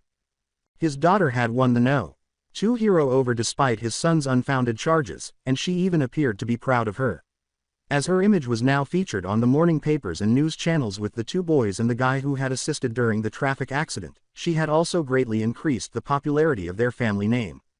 He was inundated with calls the next day from competing businesses inquiring about the girl's condition following her breakdown and offered lucrative business agreements if the youngster turned into a pro hero. After talking with one of his rival companies, he hung up the phone and thought, these business deals would much more agreeable if they didn't depend on her becoming a heroine. If the girl become a professional, his underhanded activities would be a little more challenging, but still feasible. However, her tenure as a professional heroine would shorten the time required for the Yaoyorozu family to have an heir. However, he groaned, recalling that he had been to the hospital shortly after her collapse. Maybe she will abandon this fantasy if she realizes how hazardous it is to abuse her quirk. Opening square bracket closing square bracket. Her quirk of utilizing her lipids to make medical supplies for the injured had caused Momo Yaoyorozu to faint. Her blood sugar levels had fallen precipitously as a result, causing her body to shut down and enter a hypoglycemic coma. An awful urchin of a lad had touched his daughter and brought her to one of the ambulances, adding insult to injury since his daughter had been unwell due to her carelessness. It was completely ridiculous. He would have reprimanded the youngster for touching his daughter if he hadn't been in public, but he was unable to reveal his less positive side to the media. He would no longer have the reputation he had earned since his quirk appeared. One of the staff knocked on his home office door and said, "Sir, your 3:30 appointment is here." Nodding, he said, "Send him in." A few minutes later, one of the maids unlocked the door, allowing a somewhat rotund man to enter. He was wearing a black suit and a fedora hat, and his strange gear-shaped goggle-like glasses complemented the yellow tie around his neck. Halfway across the floor, he lifted his head to him. "Good to see you again, Ishin," he remarked cheerfully. "How are your business endeavors going?" As the man sat down in the chair in front of his desk, Ishin nodded back. "Very well, in fact, old friend," he remarked. "But I'm glad that you could take the time out of your busy schedule to humor my request." The man grinned and said, "Not at all. If you want, think of this as a house call." His smile widened uncontrollably. "After all, did you not ask for my help with something not so long ago?" If the businessman was offended by his remarks, he showed it. Rather, the man simply grinned and said, "I actually called you here to see if you would be interested in something that recently came to my attention," adding, "I still thank you for your help in that venture, even if the final product wasn't exactly what we desired." He also chuckled a little. "Oh ho." The large man laughed. "It's rare that you find something that might interest someone like myself, Ishin, old as I am," and laughed, "but, given that you are not one for flights of whimsy, I'd like to believe you might have found something truly interesting. Yes, I know that they're a dying breed, this cell possibly being the last of its kind, but the young leader has been a most lucrative business partner when it comes to, shall we say, special products," he said, nodding briefly. "As you know, I've had ties with one of the last remaining Yakuza groups left in Japan," he began, and the man gave him a puzzled look. "A trigger dealer, eh?" The man giggled. "I see now why it's been on the rise on the streets." He laughed. "I'm glad it's you that I have to thank for the added business when those fools eventually overdose and need my particular skills to stay alive." He crossed his fingers, "But I feel that this Yakuza group is offering more than just quirk enhancement drugs, or else you wouldn't feel the need to have me come here in person." "Right again, my old friend," Ishin remarked with a pleasurable nod. "The young leader came to me not long ago with something that I think could solve many problems for both of us," he added, leaning closer, "a drug that is capable of erasing a person's quirk." "Oh, truly something that I've never heard of," the man replied with his ever-present smile as his glasses flashed, revealing narrowed eyes behind them. "Do go on." He slumped back, feeling a little queasy. "I don't know much," Ishin said, sighing. "The enzyme he uses for the drug is harvested from a child, you see," he said. "And Shisaki's quirk allows him to harvest as much as he needs without killing the child, not permanently, at least." The man inquired curiously, "That's not Kai Chisaki, is it?" Saying, "You know him?" Ishin nodded. "Know of him," replied the individual. "His quirk has been an interest of mine ever since it popped up on the radar," he continued, "and you know very well how much a rare and unique quirk means to me in my research, no?"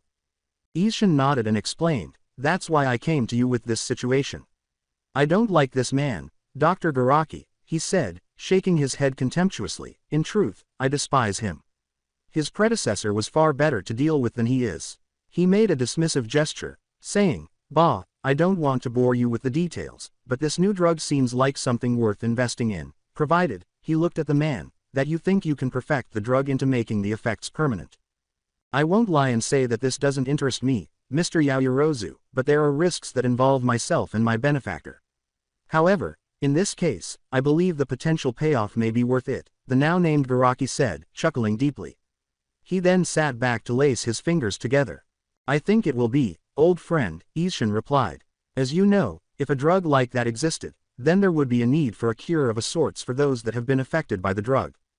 And I would have the chance to harvest from the source of the drug," said Garaki. "And from Shisaki himself, whose quirk could be just as valuable as this child's seems to be." Ishin grinned broadly and said, "So what do you say, doctor? And I, as the supporter of your hospital, would gain significant profits when your people miraculously find the cure for this horrible drug." As Ishin extended his hand to sign the transaction, Garaki laughed and said, "I say that a deal with the devil is never without rewards." Ekusuman, a legal dumping ground, Dagoba Municipal Beach. As the two students worked to clean the beach and restore it to its former splendor, Toshinori kept a close check on them. The automobile pileup incident had occurred a few days prior, and one of the boys had changed since then.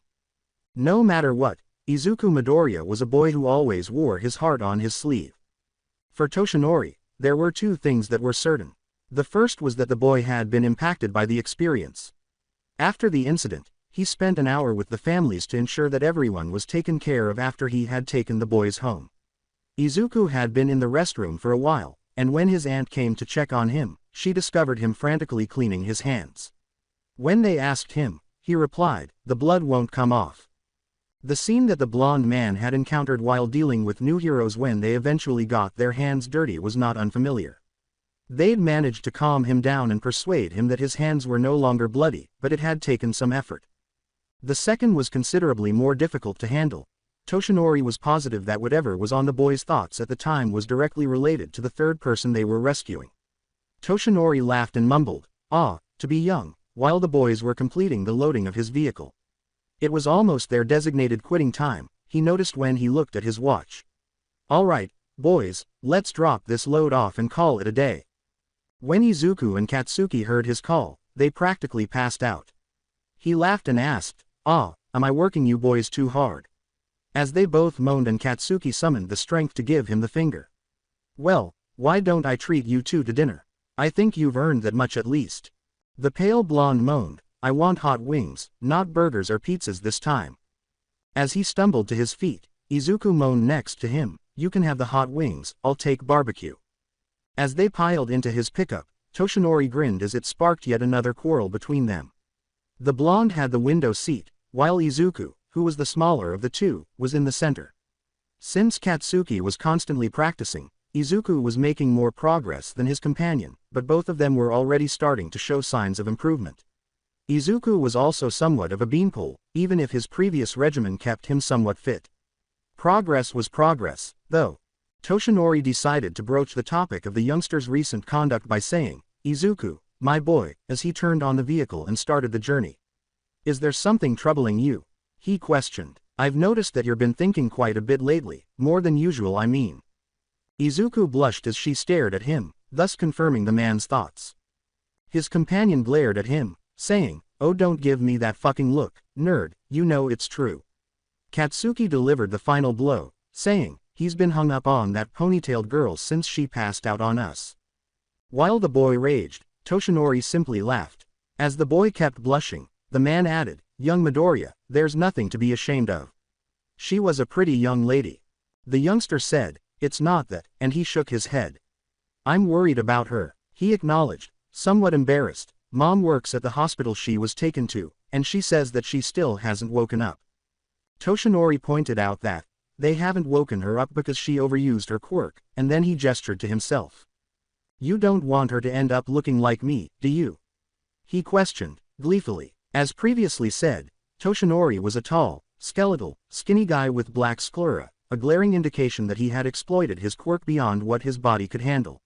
Izuku hadn't had the time to inquire about it yet. They'll wake her up when they think she's had ample rest and recovered enough. Some of the best doctors that have healing-type quirks work at that same hospital after all. Izuku sighed as the blonde man came up with a concept, and he nodded, "I guess so." The youngster looked up at him as he said, "I'm being serious, young Midoriya. If you want to, we can go see how she's doing. Why don't we drop by for a visit after we eat?" he said. Then Izuku smiled and nodded, nearly flinging his glasses aside. "Ekusuman, she's Woka Medical Center, Recuperation Unit." With her head thumping as if she had overslept, Momo gently opened her eyes. She muttered, her mouth parched, "What?" as she surveyed the room, which was obviously not her own because it looked like a hospital room. Then she started to recall what had happened.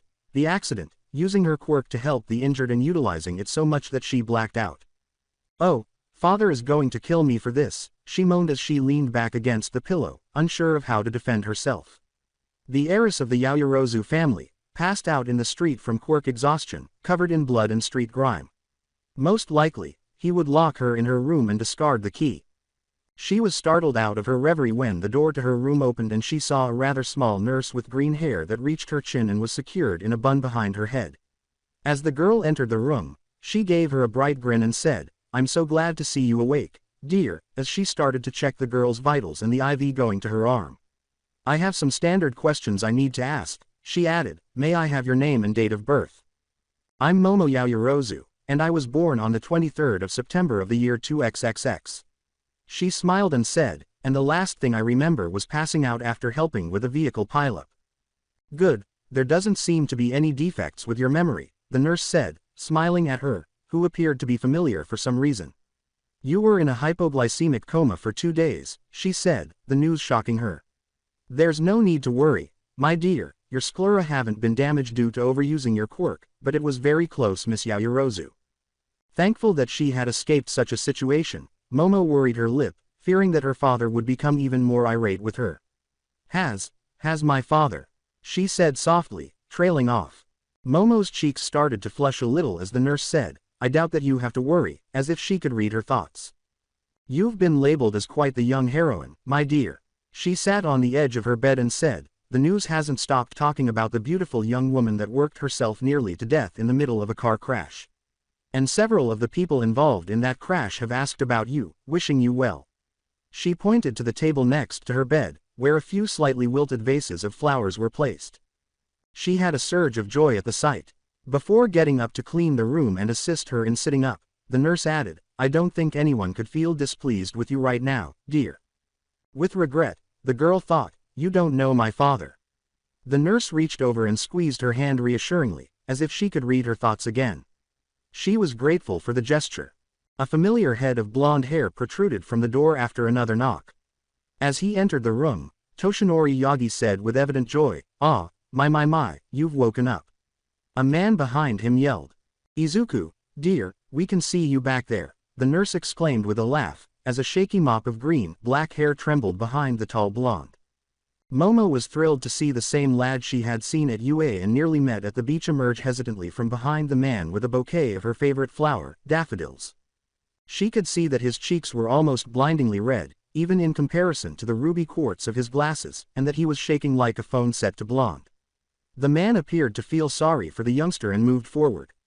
We were all quite worried about you, my dear. Toshinori chuckled as he said, poor Izuku here nearly had a heart attack when he caught you and carried you over to the ambulance. When Izuku nearly stepped on the man's foot, Toshinori anticipated it and avoided it before he could make contact. Oh, the girl muttered as her blush somewhat darkened. Thank you, for helping me. The boy stammered nervously, Yo we welk see come, and Momo thought it was quite cute. Stiffly, he moved forward and presented the bouquet to her. These are for you. Momo picked up the flowers and breathed in their sweet aroma. As she considered adding one of her favorite flowers to her collection of pressed flowers, she exhaled, they're beautiful, and continued, I can't wait to press one of them. I need to have the staff notify your father, the nurse, who was clearly the boy's mother, said, chuckling as she turned to go. She gave the blonde a sidelong smile and asked, Izuku, dear, would you keep her company while I do that? Toshinori gave him the thumbs up as he followed his mother out of the room, and the child stammered, Their little game of matchmaking made Momo laugh. With regret, she thought, if only it were that easy for me. Even though she thought the boy was really cute, she was aware that her father would never be happy if she even considered dating someone he hadn't personally picked for her. Nevertheless, she grinned a little and said, it would be great if we could become friends when we visit UA collectively. She began shyly, so, your name is Izuku. Izuku lowered his head courteously and nodded slightly, saying, yeah I'm Izuku Midoriya. It's a pleasure to meet you, Midoriya. And I'm Momo, the girl said with a smile over her flowers. Katsuki was standing outside the room with a small smirk on his face and his hands stuffed in his pockets. Damned idiot. Ekusuman. A few days later, Isshin Yaoyorozu told his daughter, I'm quite disappointed that the meeting did not go as planned, as they were leaving for home shortly after she was released from the hospital. And I want an explanation on how you conducted yourself, young lady. You blatantly ignored me when I called out to you the day of the crash, and your insubordination during the incident was obviously unacceptable, the man said, glaring down his nose at the girl seated across from him. With her face blank, Momo held a slightly withered daffodil in her hand and said, truthfully, Father, I just moved. I didn't want to ignore you, I just couldn't hear you. She looked down at her lap and said, it was like I was hearing things as if I was underwater. When it all happened, all I remember about it was my body moving on its own. Her father raised his eyebrows at her. Her father thought, adrenaline, most likely, and then he frowned deeply. Very well, you are forgiven, considering your heroics added to our family's fame, he continued.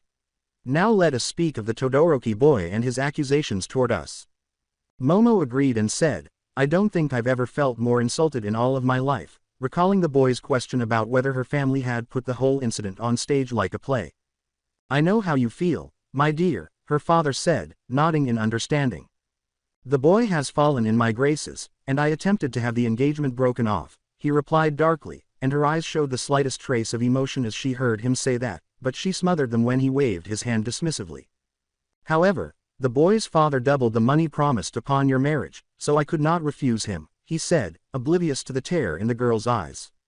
As the limousine started to slow down, he remarked, he has also insisted that the boy make an apology to you through some form of night out.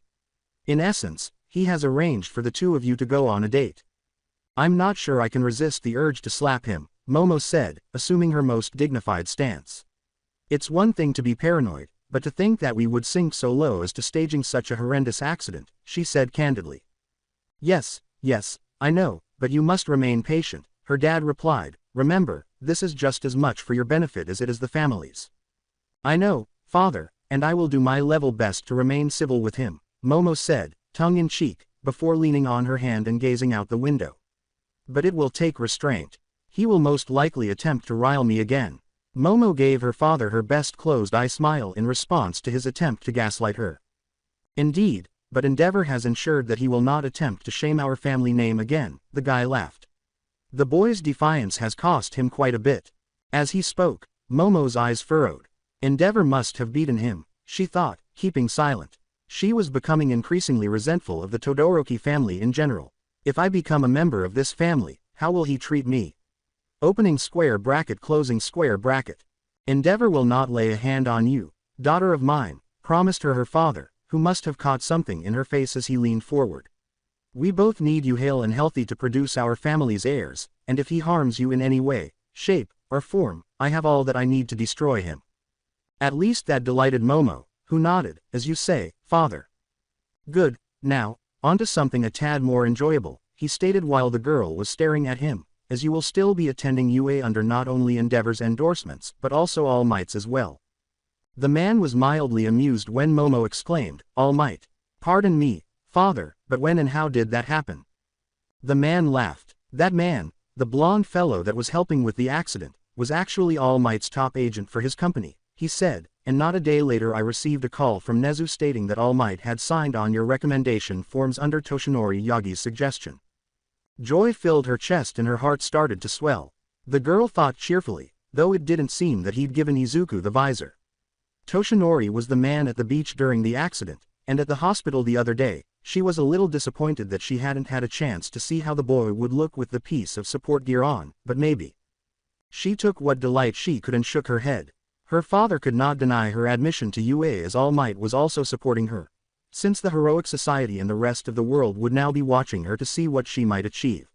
Recommendations to UA were not made every day, supported by the nation's top 2 heroes and, by extension, the world's top-ranked hero. As they pulled into their driveway, she grinned and thought, I'll have my freedom. At last, I may leave this location and go to live. Opening square bracket closing square bracket. Ekusuman. The days leading up to the UA after meeting Momo Yaoyorozu. As Izuku and Katsuki resumed their training and beach cleanup, entrance examinations passed quickly. Izuku received a visor from someone special in their R&D department at Might Towers a month prior to the examinations, according to Toshinori. Izuku was thrilled with the present right away and was given time to practice his quirk and get used to using his optic blast at the touch of a button. The boys then had a full month left to clean the beach after 10 long months of pure agony. When Toshinori arrived at their small training area one morning, he saw them both standing atop the last heap of trash, shouting loudly and holding their hands up in the victory posture that All Might is known for. Not only had they cleaned the section of beach he had set aside for them, but they had also cleaned the area beyond it. They had transcended and turned into plus ultra. UA. Gates. The academy. The two lads waited at the gates of the enormous institution once more with their families there, and the day of the entrance exams came like an angry bull. Toshinori had persuaded the principal to let the parents of the two prospective students see the practical portion of the test, but it was not made clear how. The parents could now take their kids to the school because it was bigger than any other in the nation and their kids were safe. With a tearful smile, Inko said, this is so exciting, as Mitsuki gave her a tissue from her handbag. She blubbered happily, I can't believe my baby's going to attend such a prestigious school. I still have to pass the exams, Mom, Izuku reminded her with a smile, to his blonde friend's derision. Ever the perfectionist, Katsuki had always aimed for nothing less than perfection since they were young children. Listen, moron, you miss even one question on the written part, I'm kicking your ass from one end of the country to the other. He yelled. We've been through way too much get a single thing wrong. Even though his combative demeanor severely damaged that score. Mitsuki simply rolled her eyes at the youngster and complained to her husband, who gave her a reassuring shoulder pat. All that money spent on therapy, and he still can't be nice for 2 seconds. Toshinori simply laughed at the antics of the family. I'm quite certain that you boys will do just fine, he told them both. You're right about one thing, young Bakugo, you've both gone through quite a lot these last few months, and I couldn't be prouder of either of you as your instructor. Izuku reddened under his shades and said, we owe you a lot for what you've done for us. Bakugo said nothing, but he was equally as appreciative of the training as Izuku was, but he would never acknowledge it. He said, you don't owe me a thing, boys, with a proud smile. You two have earned your places here, he said, leading the two of them toward the school. You just need to take the last step and show the faculty what you can really do, he said, turning to face the freckled boy. That reminds me, young Midoriya, I pulled some strings with Nezu and got you permission to use the visor I gave you. The boy grinned joyfully at him. Now you shouldn't have to worry about dropping your shades when firing your blasts. How considerate of you, Toshinori, Inko exclaimed, clapping her hands together. I always worry that his hands will slip when he uses his quirk. Knowing that the woman had developed a fondness for the skeletal hero agent throughout their exchanges while training the lads, Mitsuki smiled at her companion and inquired, since when is he, Toshinori, Inko? As the blonde male in question cleared his throat, the woman blushed several shades and chuckled at her pal. In an attempt to shift the conversation, the blonde said, ahem, would you folks care to see the dorms your boys will be staying in when you're enrolled? Looking down at her phone, Inko replied, I certainly wouldn't mind seeing where my boy will be living, grinning at him. But shouldn't the boys be heading in to take their tests? She questioned. It's almost time, isn't it? After giving Katsuki a nod, Izuku said, she's right, we'd better get inside so we won't miss anything. Katsuki snorted as the two of them headed toward the school door, like we're gonna miss anything important. They've come so far, Mitsuki said with a sorrowful sigh, I never expected them to make it this far. She smiled at them. Yes, he's still a little aggressive, but he's been doing so much better, Inko said with a smile and a tiny shake of her head. Katsuki's come a lot farther than you think. I think we have Mr. Yagi to thank for a large part of it, Masaru stated, nodding in accord and acknowledging the guy. I didn't really do that much, Toshinori remarked, blushing. Young Bakugo was already well disciplined, all I really did was fine-tune a few things along with his muscle training. Toshinori simply laughed and massaged the back of his neck shyly. He's not as loud as he used to be, said Mitsuki. Sure, he's still obnoxious and way too proud, but he's a lot less aggressive around people. As Toshinori escorted them to the dorms, Inko grinned. He's come to truly regret what he did to Izuku, Mitsuki, she stated with a slight sigh. Even if Izuku will never be able to control his optic blast, I think it's time you stopped blaming Katsuki for what others put him up to. Mitsuki pulled her lips into a rigid line, but it appeared as though she wanted to protest. We stopped blaming him a while ago, Masaru stated as they continued, since we saw him making a real effort to be a friend to Izuku, I certainly couldn't stay angry with him. As he listened, Toshinori said nothing. Actually, Katsuki had repeatedly confided in him about how to win back his parents' approval, but he had informed the youngster that it was all up to him. Even if the boy had a different perspective, in his opinion, the pale blonde had nothing left to make up for. Izuku was convinced that he had no resentment toward his friend, or else he assumed that they would not want to interact. The man realized they wouldn't be alone on the trip as they made their way to the dorm area, which was a short walk away. Just beyond the gates, Principal Nezu was chatting with 2 men and 2 teenagers. And he identified each one. As they got closer, he said, Why Mr. Yaoyorozu? With a cheerful greeting, he replied, How good of you to come today, as the man turned to face his company and nodded a courteous but formal greeting. While the young Yaoyorozu heiress positively glowed at the sight of the towering blonde, Endeavor turned to face the group with his customary icy indifference, which his son mimicked. Mr. Yagi, she remarked cheerfully as she stood up, rushing ahead and bowing courteously to the man. I can't thank you enough for having All Might sign off on my endorsement for the recommendation tests. She said, it was already an honor to have Endeavor vouch for me, but having All Might's backing was truly amazing. As the girl thanked him, Toshinori laughed enthusiastically, but he noticed Endeavor's sneer when he mentioned his alter persona. Will that man never stop this pointless competition? For a moment, he asked himself. With a smile, Toshinori replied, there's no need to thank me, my dear, as her father approached from behind the girl. You've earned the right to be here just as much as those that are going to take the exams today. He nodded his hat to her father. As Endeavor and Shoto landed behind him, Nezu said, Mr. Todoroki, attracting the giant man's attention and pointing to Inko, this is the mother of the young man with the optic blast quirk you observed several months ago. Quite a rare sight to see you out and about like this, Toshinori, he said, stepping up to the tall blonde and looking at the two families. But I dare say that I'm happy to see you in such fine company. As he gazed down at the small woman, Endeavor became quite interested in her. Really, he replied, your son has a bright future ahead of him if he can learn to control that quirk of his. Yes, thank you, Mr. Endeavor, Inko responded nervously, trying to maintain her composure, was fortunate that Mr. Yagi was able to have a piece of support gear made for him that allows some form of control over it. Inko appeared noticeably scared by the man's intimidating appearance. Momo looked at him, blushing slightly, and Toshinori nodded with a little laugh. And might I add that the Dragonite visor looks quite sharp on the boy, he continued, winking slyly at the girl. Dragonite is quite a rare metal, Mr. Yagi, Ishin replied, giving the man a little look of bewilderment. His daughter heard the touch of avarice in his voice. Why waste it on something as mundane as a piece of support gear? He said. Laughed, as you say, it is a rare metal, and quite possibly the strongest known to man, agreed, however, seeing as young Midoriya was able to slightly damage adamantium with his optic blast, we decided against using it, and vibranium would possibly harm him if the metal absorbed too much energy, so we went with the next best thing. He laughed and said, Dragonite doesn't absorb energy like vibranium does, and it is stronger than both other metals, so it won't be damaged by his quirk, making it perfect, if not just a tad expensive.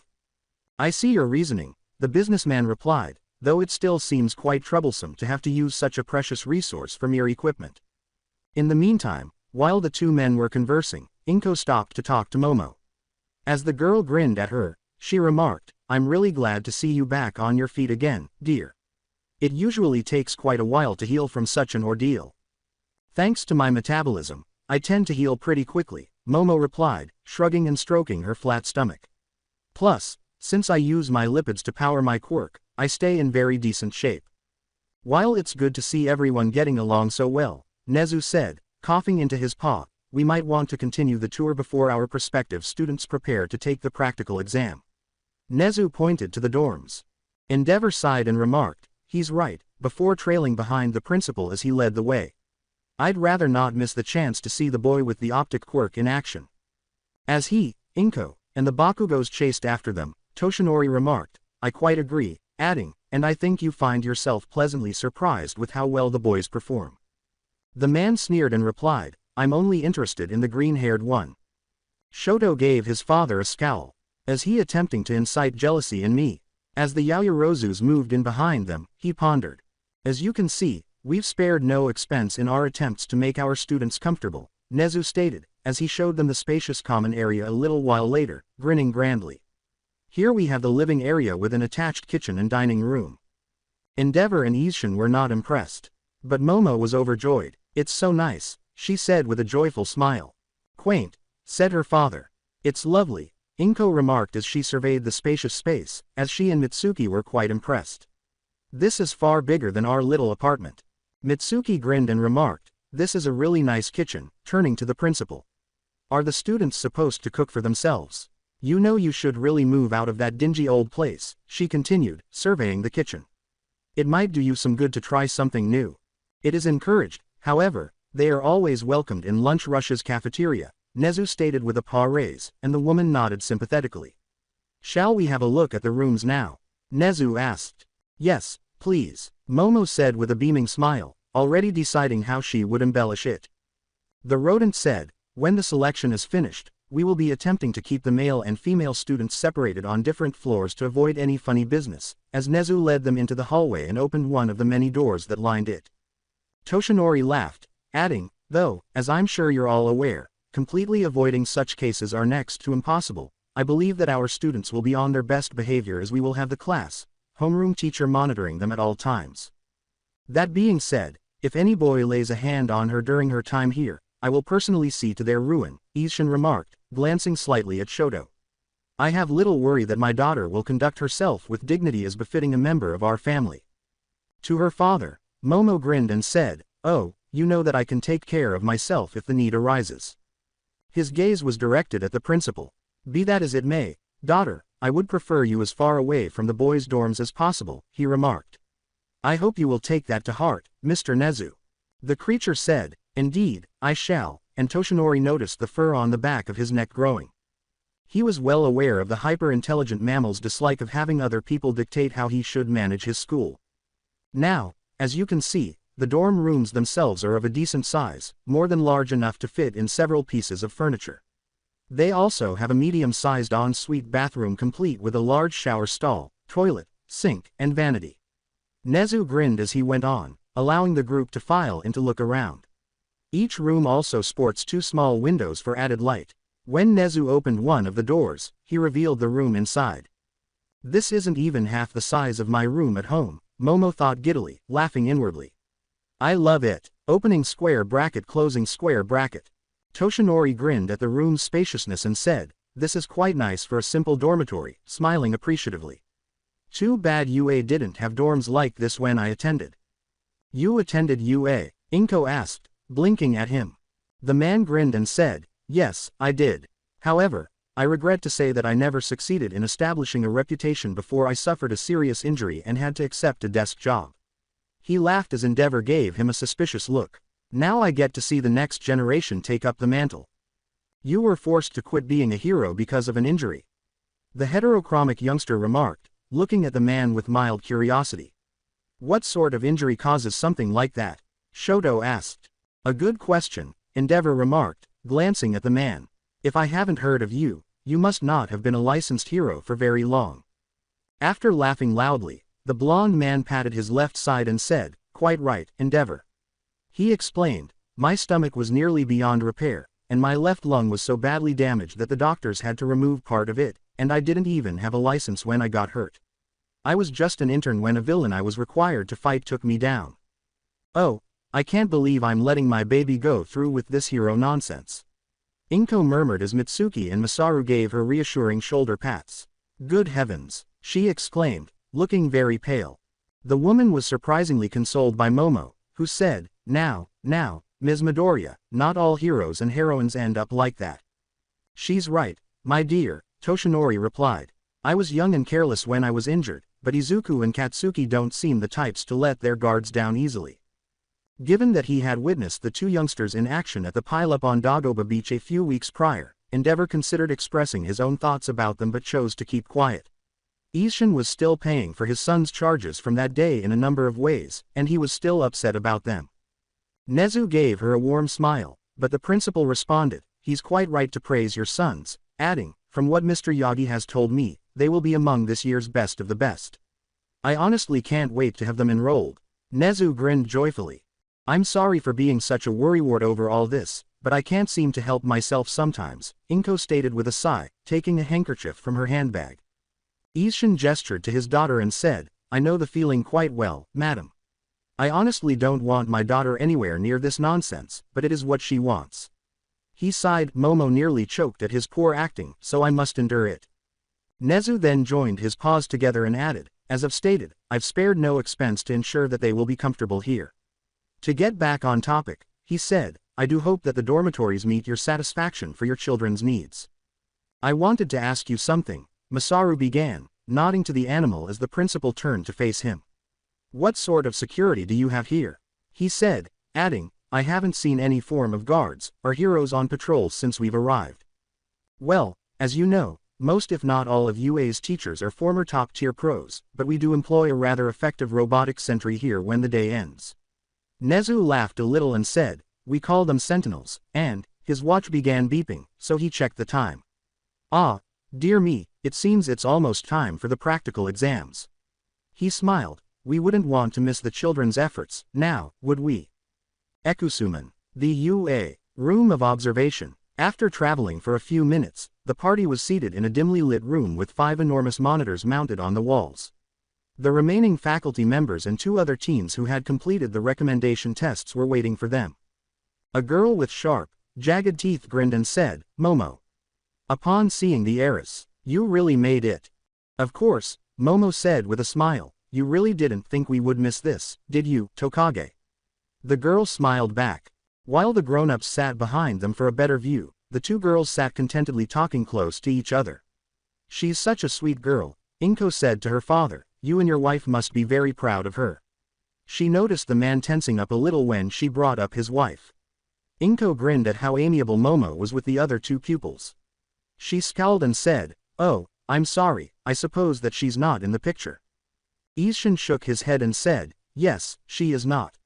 The guy groaned and closed his eyes, saying, I haven't had the stomach to remarry.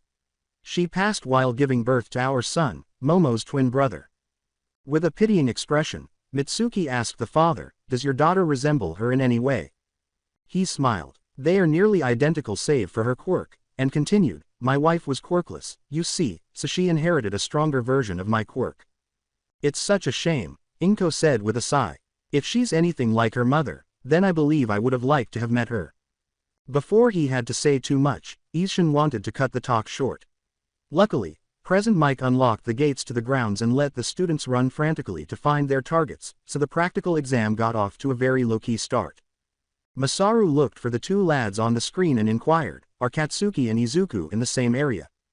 Toshinori raised his eyebrows. Afraid not, Mr. Bakugo, he replied, it's a little something that Nezu cooked up when he took over. He clarified, when we have students from the same school taking the practical, they are split up into different areas of the testing ground to avoid them attempting to help each other. Indeed, Nezu replied, while I'm not against students helping one another out, I would rather see them giving their all in their own way instead of relying on a friend to get them through a situation, he explained as Masaru nodded. That being said, I do love it when students that have never met each other before offer their aid when they truly need it. On each screen, Inko was searching for her kid when she noticed a flash of red.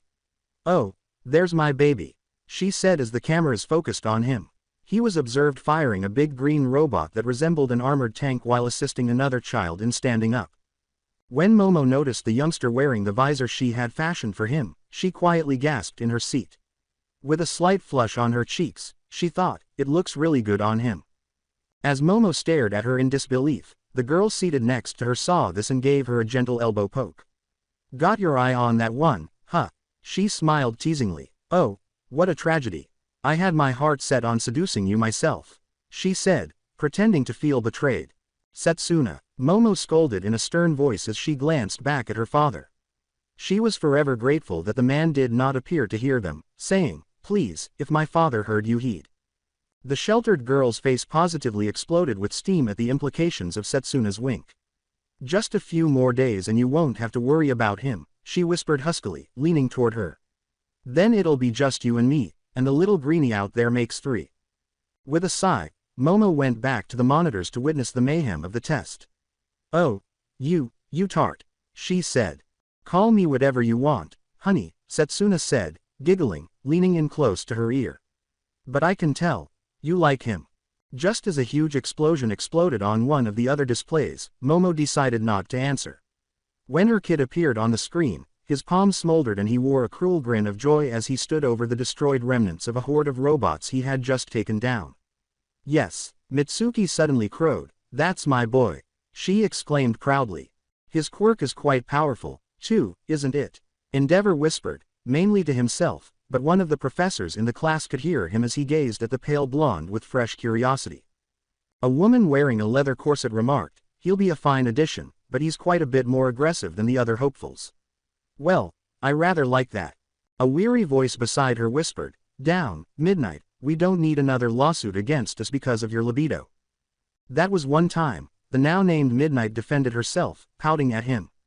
And it was perfectly legal since the student was over 18. He turned to the principal and said, who's keeping score of the combat points? Keyword being student, he answered, laughing, a steampunk cowboy-themed hero. But you're right, he'll do pretty good if he can tame that aggression. Since we have so many guests, I have reliable teachers from the general studies courses keeping track of the accumulated points, Nezu stated with a smile.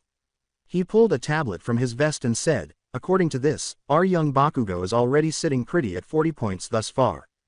Looking at him, Masaru asked, is that enough to pass? Nezu laughed and remarked, now, that would ruin the suspense, wouldn't it? As he turned to face another teacher in armor resembling a bulldozer. Majima, how are we doing on time? He said. Majima grinned as he glanced at his phone screen and said, we have another 5 minutes until we put them to the real test. Then we get to see who really has what it takes. Even though her kid was doing remarkably well, taking the time to assist more examinees and shooting down more robots in quick succession, Inko didn't like the sound of that. Don't worry, Toshinori said, smiling at her, he's going to be just fine. He leaned over and grasped her hand. She gave him a grateful grin and gently nodded before returning her focus to the TV. Ekusuman. The UA. Area for practical testing. Gate B. Present Mike's voice boomed, attention, examinees. The exam is only 10 minutes long. Better hurry. Izuku grinned as he scored 3 more points by blasting another robot. He grumbled to himself, a little exhausted from all the jogging he had been doing. And that makes 49, he said. After that, he searched the area for any other mechanical pests. He mumbled, looks like this area's cleared out, and started to sprint toward another street. Maybe I've got enough to pass, he asked himself, thinking in private that at least one more robot would come into view. He noticed someone sitting against the wall with their head dropped low as he entered an alley. Izuku rushed over to them, believing they were hurt, and exclaimed, hey! Are you all right? An adolescent kid with wild purple hair was visible as the student looked up. Huh, the youngster said, glancing up at the visored teen. Oh, yeah, I just figured I should quit now while I'm ahead. Got enough points already, Izuku grinned. With a sigh, the lad hung his head once again and shook his head, saying, not a damned one. He jerked his thumb in the direction of the streets where other students were still battling, adding, I don't have a flashy quirk like you and the others, and it won't even work on these stupid robots. Just as the ground began to tremble, Izuku said, what kind of quirk do you have? As the examinees rushed back toward the gates, screams rang out from the surrounding streets. What the heck? Frowning, the purple-haired teenager said, that can't be good. Izuku yelled, come on, and dashed toward the commotion. Ekusuman. In the exam room, somewhere. A shaky voice whispered, sir, it is just as you said, as the enormous machine's shadow swept over them. UA has unleashed a truly giant machine. Good, whispered the noise in his ear, now use the device I gave you. After that, destroy it, and make yourself scarce. Remember what relies on your enrollment into that school. Before the remote was thrown to the ground and smashed beneath their foot, the student nodded their hand and held out a tiny, wafer-thin remote control toward the machine, saying, oui, monsieur. Their thumb landed on the single button, sending a signal to the monster and every other robot in the vicinity. The surviving robots started using their weapons to assault the pupils more fiercely across the testing area. Majima's phone alerted him up in the observation room. What the? He scowled as he examined it, his eyes becoming wild. Son of a bitch, he said, turning to face the principal. Someone's just activated the faux villain's weapons system. With his fur standing on end, Nezu yelled, what did you say? How? I don't know, but I need to get to control center to shut them down, ASAP. Majima yelled, rising from his seat and making his way to the door. Midnight, get Mike to help the students. Those things are only shooting rubber rounds, but they can still cause some serious damage. With her phone out, Midnight exclaimed, I'm on it. I'm sorry to ask this of you, but could I ask for your help in this? Nezu said, turning to face Endeavor. Then Endeavor said, I'm on my way. There's no need, Toshinori remarked, getting up from his chair as well. Look at that, he exclaimed, gesturing to the screen. Ekusuman. The UA. Area of practical testing. Gate G. Katsuki angrily said, watch where the fuck you're going, ya morons. As he dragged a fallen student off the ground to prevent them from being crushed. You guys are supposed to be UA's hopefuls. Quit acting like a bunch of pussies, he said as he pushed the student back to their feet and sent them staggering down the street. He then blasted himself into the air above the crowd of students fleeing the raging robots. Then, as he got closer to the group of following machines, he put out his arms and shot down toward them. With the most powerful explosion he could control, he exclaimed, "Eat this." His arms were lacerated with pain from the blast's backlash. As the child landed, the robots were quickly blown apart. "That looks like the last of them," he grinned as he looked over the devastation he had caused. "And I just racked myself up a huge amount of points," he said. "Attention students," said the presenter Mike, "the faux villains are malfunctioning. Please vacate the testing area as quickly as possible, and try to help anyone that needs it." Just as a red beam of energy pierced one of the buildings, Katsuki scowled and exclaimed, "Are you kidding me? Oh, great, that's gotta be Deku." He yelled and launched himself into the air once more. Izuku and his new friend were trying to stop the robots from getting out of control while also guiding the terrified pupils away from danger. Izuku fired his optic blast as quickly as he could, making sure that only the robots were struck.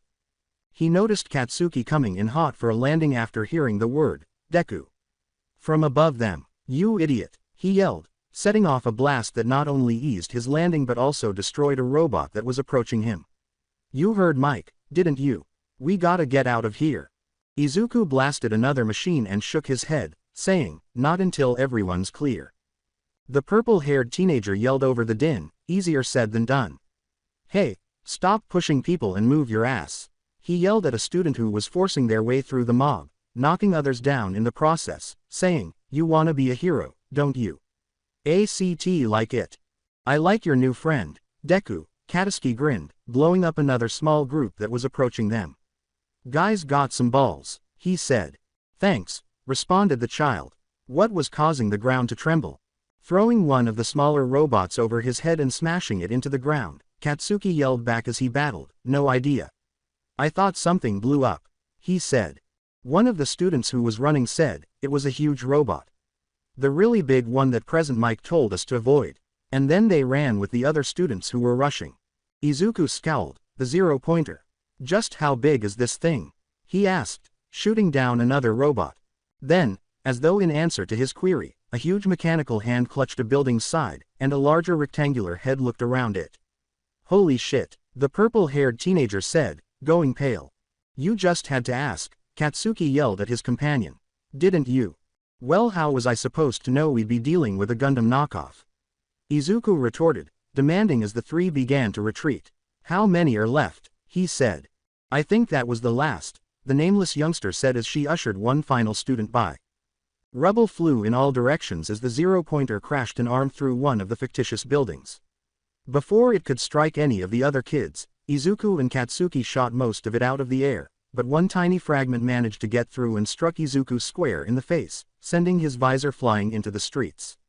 He tripped and squeezed his eyes shut instantaneously. "Kachan, my visor," he cried, going blind. "Shit," the pale blonde exclaimed, looking around and seeing no evidence of it in the area. "Goddamn," he seized one of Izuku's arms and ordered the other lad, "We've got to." "Ow, what was that?" Izuku paused asking. The boy on his left exclaimed, "Someone's trapped back there. She's right under that thing." Izuku gritted his teeth and yelled, "Now, turn me around." "Are you nuts?" yelled Katsuki. The blind adolescent retorted, "Don't argue with me, Kachan, just do it. And get ready to get her out of there." He continued, turning to face his new companion. "What's your name?" he asked. The boy stumbled out, "Shinso, Hitoshi Shinso." Izuku gave a nod, "All right, I need you to brace me, and help me aim my eyes right at that thing," he said. "After I've made my shot, Katsuki can move in and get her out of there." He felt Shinso come behind him, one hand on the back of his head and the other bracing against his back, after hearing him take a big breath. "Okay," Shinso exhaled, "ready when you are." With a sigh, the blonde said, "All right, ya idiot," taking Izuku's chin in his hand and adjusting his head. "You owe me big time for this one." "All the mango habanero wings you can eat," Izuku assured them. "And whatever Shinso wants." "In that case," Shinso said with a laugh, peering over the teenager's tangle of hair, "Fire." Izuku's eyes opened, and his quirk burst forth, unbridled. Shocked by the force he felt, Shinso braced the teenager with a grunt. Damn! The beam blew the massive robot apart, tearing metal as it hit the chest dead center. "Go Kachan go!" exclaimed Izuku. The trapped girl covered her head as the robot's rubble dropped around her, and Katsuki leapt away and raced toward her. As he skidded to a landing beside her, he noticed that her leg was stuck beneath a big chunk of concrete. "Hold on," he said, reaching beneath the concrete and pressing his palm on it. The girl was released when the slab was blown apart by the ensuing explosion. Before running back toward his pals, he reached down and placed her over his shoulder. A shaky, thank you, was the girl's voice. "Don't talk, you'll bite your tongue," he cautioned her, looking back over his shoulder while Izuku's quirk tore apart the enormous machine. "Ekusuman, the UA, room of observation," the ebullient man exclaimed. "That's what real heroes look like." As Toshinori stood up and shouted with delight, "Now that's what I'm talking about." Despite being nearly as teary as her companion, Inko was crying aloud while Mitsuki consoled her. Masaru grinned broadly and exclaimed, "That's my boy." When Majima returned to the room, Nezu said, "Someone find out the name of that other young man. I don't care how well he did in the practical, I want him in the hero course." When he realized that things had not become worse, Majima exhaled with relief. "I've shut down the remaining robots, boss," he said to the principal, "but I couldn't trace the signal's source. This was an attack against our school, and while no one was seriously hurt, I will not tolerate even the slightest chance of this happening again." Nezu scowled. "Toshinori, quiet down for a moment." The mammal yelled over the festivities, attracting the blonde's attention. "Get David Shield on the line, and have him en route to overhaul our security and our remote systems," Nezu commanded. As he took out his phone, Toshinori exclaimed, "Yes, sir, right away. Ms. Midnight, please escort Ms. Midoriya and the Bakugos down to the infirmary," he said. "Snipe, get down to the testing area and have those 4 children brought straight to Recovery Girl." "I'm on it," stated Snipe, the hero with a cowboy vibe. "I deeply apologize for this incident," Nezu stated with a sigh before turning to the parents of Shoto and Momo. "I will understand if you wish to withdraw your children from my school after this assault," he continued with great regret. Having stayed still throughout the entire occurrence, Endeavor shook his head and looked down at his kid. "You handled the situation as well as could be expected, all things considered," he said. "Any other school would have the same, or lesser results." The guy looked at his daughter next to the sharp-toothed kid and saw that she was crying with relief. "My daughter was not hurt, so I cannot place blame," Ishin murmured. He trailed off, leaving the threat hanging in the air just in case. "But should she come to harm here from a similar incident," he said. Nezu assured him, "I will make sure she won't." I will continue the story in next part. Till then, bye bye.